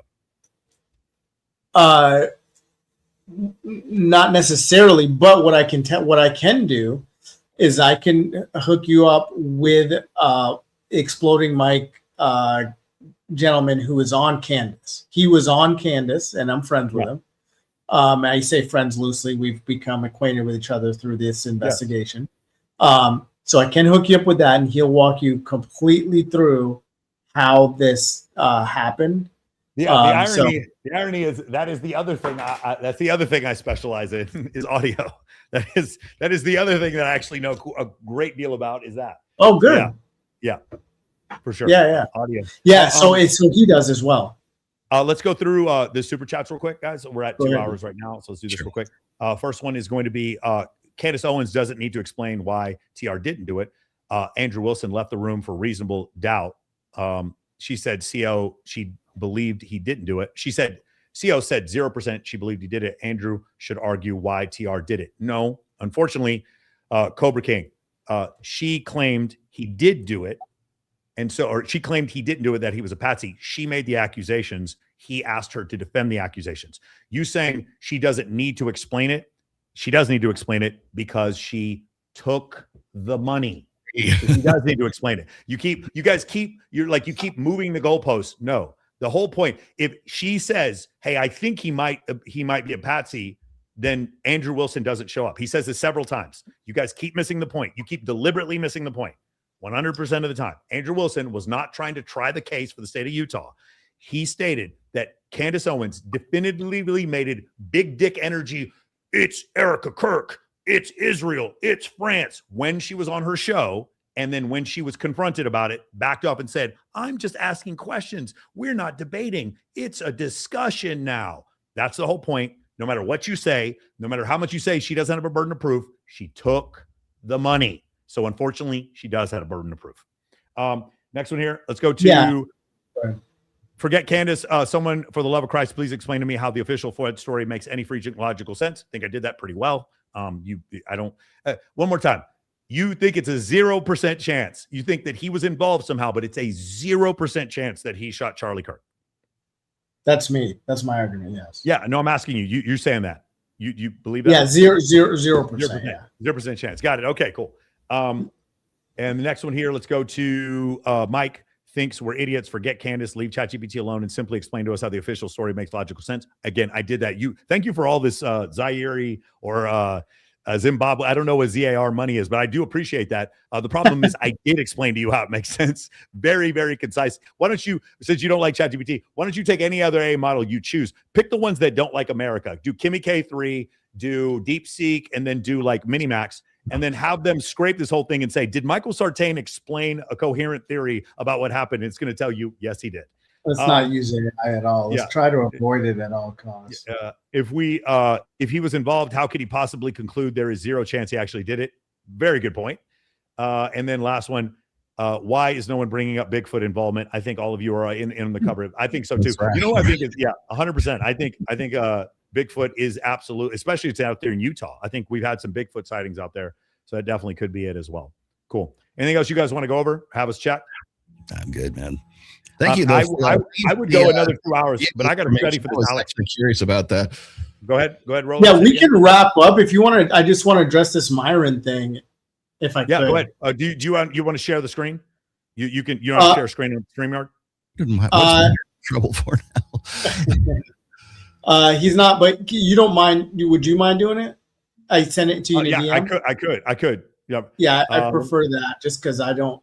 I do know how to share, but right now I'm sharing my screen of you guys because I'm not connected the way I'm connected. Okay, you sent it to me earlier. Yeah. Okay, so we're gonna go here.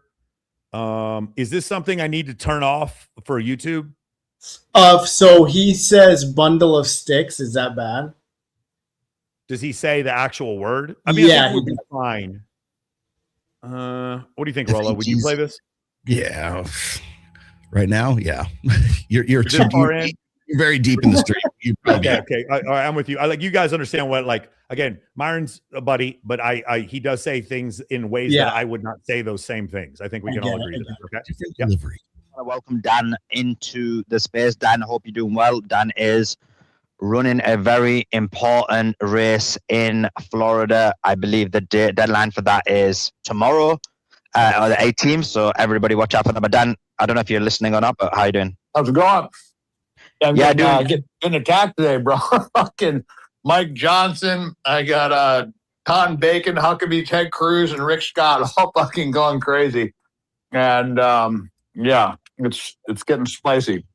Well, they must be afraid. They might be afraid of how the race is going, Dan. Well, Randy Fine reported me to the police, and then he reported. Wait. Oh, hold on. Oh, I thought one of you guys said something. Sorry. Me the FBI 2 days ago. Hey guys, full disclosure before we go on. I'm not in lockstep with what Dan believes about Israel. However, he's a good friend. He's been a friend of mine for a long time. I asked him to come on my show. He couldn't, but I don't want to sit there and act like, number one, I'm on the same level as he is politically, but at the same time, I'm also not going to sell him out because I've been friends with him for a long time. Police, he said I was spray painting swastikas on his sign, and then just typical Jew fashion. And then 2 days ago, he asked the FBI to investigate my campaign. So getting interesting. Well, we obviously do implore everybody to check out your race and do vote for you on the 18th. But Dan, can I ask you a question? And I have something to add to that, Rob. Ask if Myron's going to vote for Dan. Actually, I'd like to know. Because Myron's kissed a wall lately, so I don't know if Myron's Who the fuck? Guys, it's going off track. Can we bring the conversation back on track? Go ahead, Rob. About Jews than anyone else. Okay, again, Myron, a person that I've had several meals with, had several discussions. Myron will tell you that for the average person, well, again, if you wanted to go down the path and believed what Myron believed, he would not recommend you do this because of the fact that he has lost a lot of money. Fresh has told me how much money that he believes they lost, and it is a quite a great deal of money. One more time, let me express this again. I have no problem if you want to question why Israel is in Gaza. I think maybe they shouldn't be there. I have no problem if you want to question whether or not Israel has undue influence on our government. I totally understand that. And I have no problem with you having any kind of questions about whether or not Israel had some influence on us invading Iran. I have no problem about that whatsoever. But I do believe the Holocaust happened. So I just want to make sure this is abundantly clear because this gets me in a lot of trouble because I have so many friends that are on both sides of this. So anyway, also, when Dan talks about getting rid of the IRS and the Federal Reserve, I'm right there with him. I will support Dan 100% on those things. You could go suck a dick, faggot. The fuck do you think you're talking about? If I can, Dan, you said fucking retard. I hate when no-name brokies try to come in and say some fuck shit like that. Like, oh, you kissed the wall. Dude, how fucking dare you fucking faggot? I have taken on the Jews more than anyone else on this fucking thing. They've demonetized me. They've come after me. They've fucking shut down all my shit. This fucking retard comes in here, bro. Nobody knows you're on a fucking Anon account, faggot. The fuck are you talking? Next time when we do this, we should probably use the YouTube version because Myron's going to put the YouTube version. He's going to censor it. Do you have the YouTube version of this? Tom? Ah, Because I know Myron would. I know Myron. He would. Because Myron was when Myron was trying to get his YouTube back. We had some discussions about this. And one of the things I told Myron is on YouTube, censor all the profanity. So he started doing. I don't know if it was exclusively because of me, but I know that was a discussion Myron and I had. So let me see real quick. Yeah, Myron. Wilson does it too. So what was the point, anyways? Like, I mean, I get the gist, but what's the point? Okay. So obviously that was me. I was in there with him.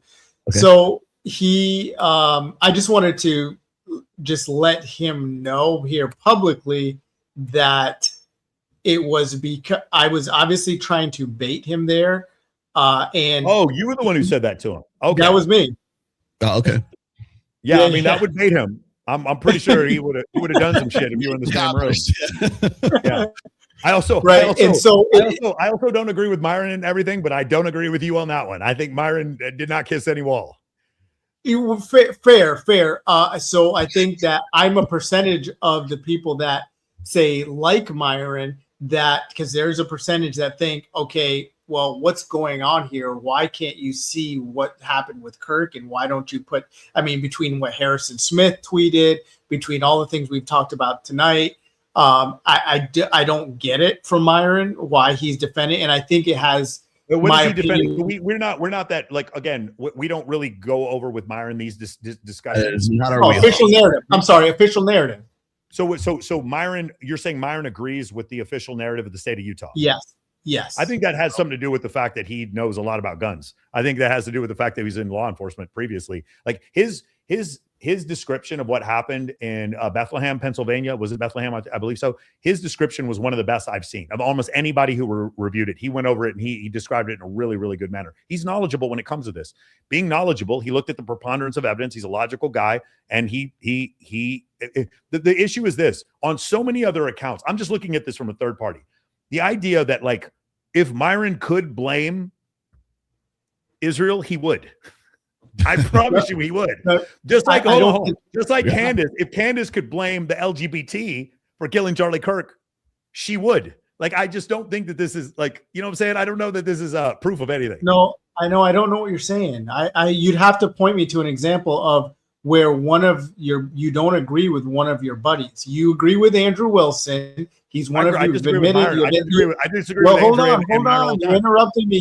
He's your buddy, Andrew. You've admitted there's an incentive there. Myron agrees with Andrew. There's an incentive there. So you'd have to point to someone who doesn't agree with the official narrative that's also friends with your inner circle. And I know you guys are all friends. So it's not compelling for me for that. Now, what is compelling is that, yes, he does speak up about our greatest ally more than most people. And again, it's not something that I'm very convicted in terms of telling him, okay, you kissed the wall. And it's something I 100% believe that you're not looking at this logically, but I don't 100% get it. And I was looking for a debate there is what I was. That's all I was.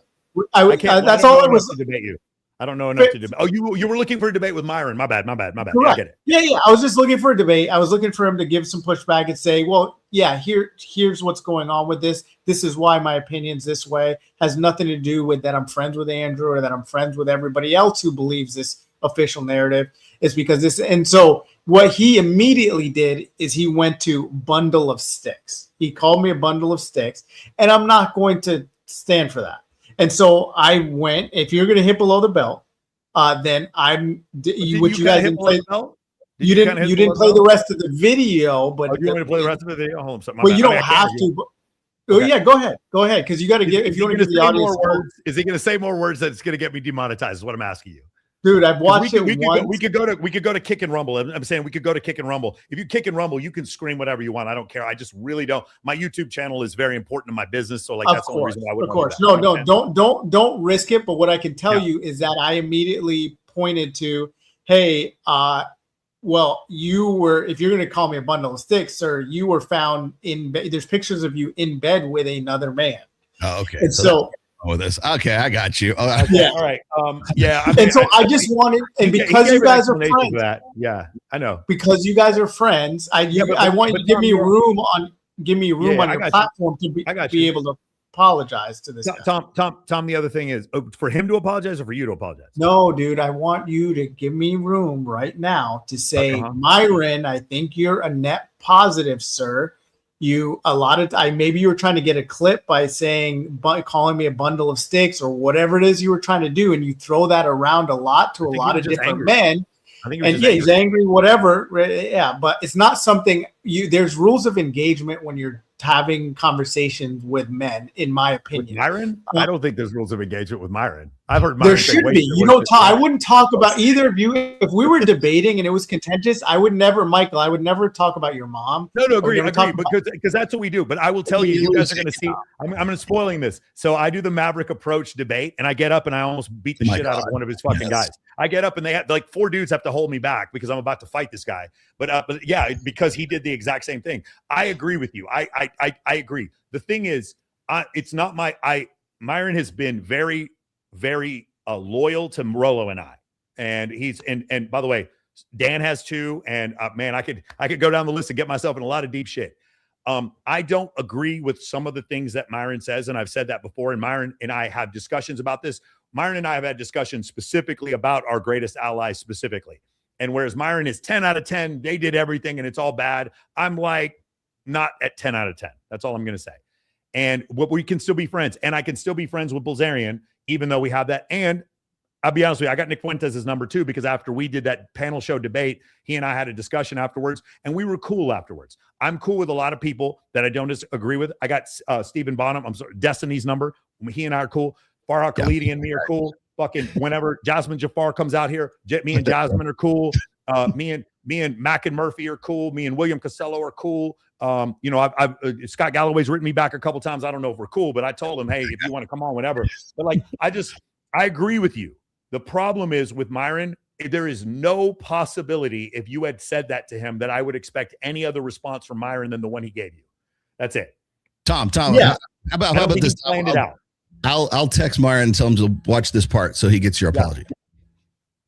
Yeah, fair. And I don't now knowing I have watched him a lot, so I don't expect him to accept the apology, and that's fine. I just wanted to make it clear that like I am on X a lot, and when I'm talking to other men, I follow rules of engagement. I don't go below the belt. I don't call them like unless I match energy. So I would never call him a bundle of sticks or anything like that. But since he did that, I'm going to, invoke what some of these pictures that people have seen of him. And it is what it is. But I think that even though he believes Fed slop, in my opinion, overall, he's a net positive. I like he likes to help men. I think he would help men more. It would be more beneficial to men if he stopped calling them random men he doesn't know a bundle of sticks just because they don't agree with him on certain things or whatever. But that's it. But I just want him to know. Did you play football in high school? Did I play football? Yeah. Rolla, did you play football in high school? I played basketball in high school, actually. Yeah. How many times, bro? If I had $1 for every time we called each other a bundle of sticks when I was playing football in Texas in the 1990s, bro, it was a different time back then. No, I understand what you're saying. I understand what you're saying, Tom, and I also know Myron and well enough to know that if you had said that to him, that is what I would have expected Myron to say to you back. I don't think he planned that. I don't think he was looking for a clip. I think that's just how he felt. That's sure. That's his. Now, if he does want to go through this case, I'll go through it with him. I don't know if he's gone through it with him, but if you do text him and stuff, hey, let him know. Hey, Uncle Tom wants to go through this case with you, and figure out why. And I think his audience would like it because I don't even know that they fully understand. And my concern is that it's really just because he doesn't want to stray away from the Andrew Wilsons or whatever. Maybe he just doesn't like Candace and thinks she's a 304, whatever he wants to say about. I don't think he dislikes Candace at all. I haven't heard him say it. Maybe he has, but I have not heard him say that. I think it's more like a crime scene investigator, working for the government, but as a trained investigator, I think that has more to do with it than anything else. I don't think that means Fed slop. I think that means logic slop because I still think logically the preponderance of evidence, maybe not, no, I'm not going to use overwhelming, but the preponderance of evidence would lead towards him being guilty. Again, I'm not even claiming that he's guilty. I'm just saying the preponderance of evidence right now would lead towards him being guilty. each one of those things being questioned. Of course.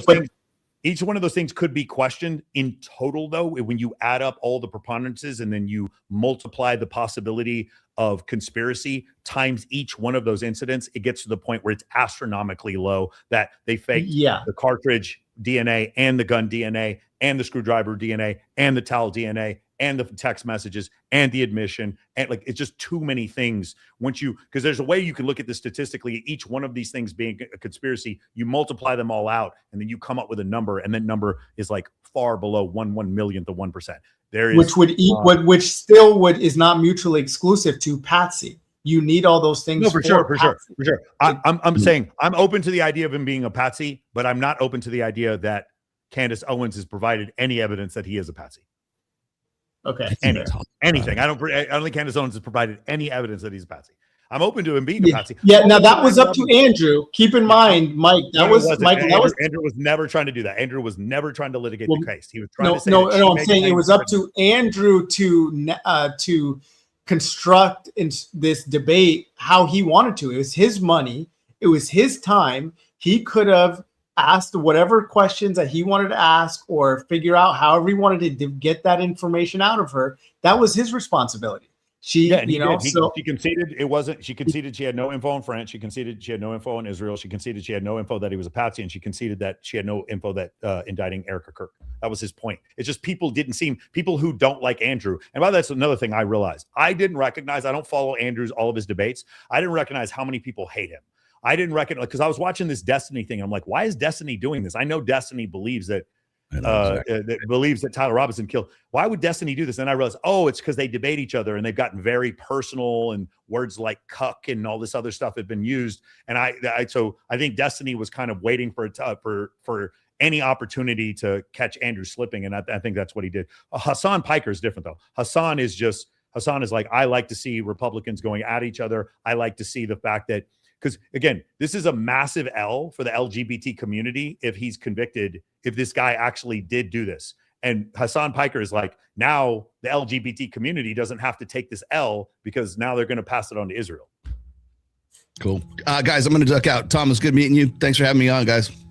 All right, brother. Awesome. Yeah, nice meeting you as well. He chat fed. He offered the money. I don't know what that means, but thank you for the $2, brother. Hey, I do have to jump off too, man. Thank you for joining us, Tom. We do this. Can you shout out my channel? Can you shout out my channel? Let's do this real quick. Let me do this. I sent it in your DMs. I don't know if people, but it's at X Uncle Tom X, and that's my YouTube, guys. So you guys can check it out. Clearly, I beat up on your host here, Michael Sartain, for quite a while. So I'm sure you guys want to somehow I'm still alive. There you go, you guys. You guys can see it right there. If you guys want to check out his channel, there is Uncle Tom LaRusso LLC. If you guys want to go check that out, make sure you go follow him. And then also you are on YouTube as well. Yes, I'm on YouTube as well. Yeah, which is at X Uncle Tom X. Yep. Okay. All right, guys. Thank you guys so much. Wednesday, appreciate it. No live stream Wednesday. You guys know I'm going to be doing Access Vegas on Wednesday. So make sure you guys check that out. I'm also doing a debate, like I said, against Alex Stein on Wednesday.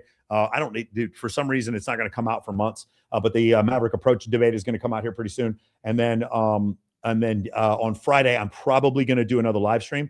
Apparently, I just found out that Fortune magazine wrote an article and included me in their article with, once again, the London Times writing an article about me, the New York Post writing an article about me, and now Fortune magazine writing an article about me, and none of them reached out to me for comment. Huh? Guys, you can come on here and talk to me. The idea that these people couldn't reach out to me for comment is ridiculous. And lastly, I am going, Fortune, you might as well just file a cease and desist order against me right now, because I am going to tear apart your article with this absurd, ridiculous, specious, anti-truth, scandalous argument that the manosphere is a multi-billion-dollar business. The only way for the manosphere to be, here's my argument, guys. Ready? So if you know somebody at Fortune, you need to send them this real quick. If I said I'm a Democrat and I become a Republican, Fortune would respect that. That's what our president did. He used to be a Democrat, became a Republican. If I said that I was a Catholic and I became a Protestant, you would respect that. Fortune magazine, CNN, they would respect that. I have the right to choose my religious denomination. If I wanted to join a union or join a fraternity or leave a union or leave a fraternity, you could respect that. That's my choice for whatever union I want to join or whatever organization. And even if I'm born a biological man and I choose to transition to become a woman, universities would accept that, job titles would accept that, and I'm sure Fortune magazine would accept that. But when Patrick Bet-David or Scott Galloway or Chris Williamson state that they're not in the manosphere, it doesn't matter to Fortune magazine, they're still going to put them in the manosphere. So apparently you get to choose your religious affiliation or your gender, but you don't get to choose whether or not you're in the manosphere. And here's the point I'm trying to make. It's one of the only things I've ever seen where the only way to define the manosphere is people who don't like the manosphere. Let me say that again. The manosphere now, I don't even use the term anymore because it doesn't mean anything. Manosphere means nothing anymore. The only way you are determined to be in or out of the manosphere is by people who aren't in the manosphere. Mooncat said that Chris Williamson was in the manosphere. Okay. Therapy Jeff said that Scott Galloway was in the manosphere. And this article from Fortune stated that Patrick Bet-David was in the manosphere. Does anybody remember all the dating coaches that Patrick Bet-David had on? I'm trying to remember all the fucking dating coaches that went on Joe Rogan. Does anyone remember? Because I can't remember a single fucking one. Fortune, you should be ashamed of yourself. Number one, for not contacting me. And number two, for propagating this specious lie. You, Fortune, and Wired Magazine of saying that the manosphere is a multi-billion-dollar business. And I'm going to make you pay for it on Friday. I am going to go line by line. And then last thing, I'll put this out there right now. $50,000 to any creator who wants to come on here and show me how the manosphere is a billion-dollar business. And no, it's none of this, oh, there's hundreds of guys who make $10 million a year. First off, no, there isn't. And number two, you got to give me names, motherfucker. Each individual name. We're going to go through every manosphere creator. We're going to go through Black Spider-Man. We're going to go through Casey Zander. We're going to go through every single manosphere creator. We're going to add them all up, and you got to get to $2 billion in 12 months. Or admit that what you wrote, Fortune, was a bald-faced lie. Just like you, Mark Manson, you know it was a lie. That's why you didn't post it on your social media, but you did post it on Jubilee. The manosphere is not a multi-billion-dollar business because it can't be a multi-billion-dollar business because every large manosphere creator loses their payment processors. They get demonetized on TikTok. They get demonetized on YouTube. They get demonetized or deplatformed on Instagram. You're a liar, and I'm going to prove it. See you guys Friday. Take care.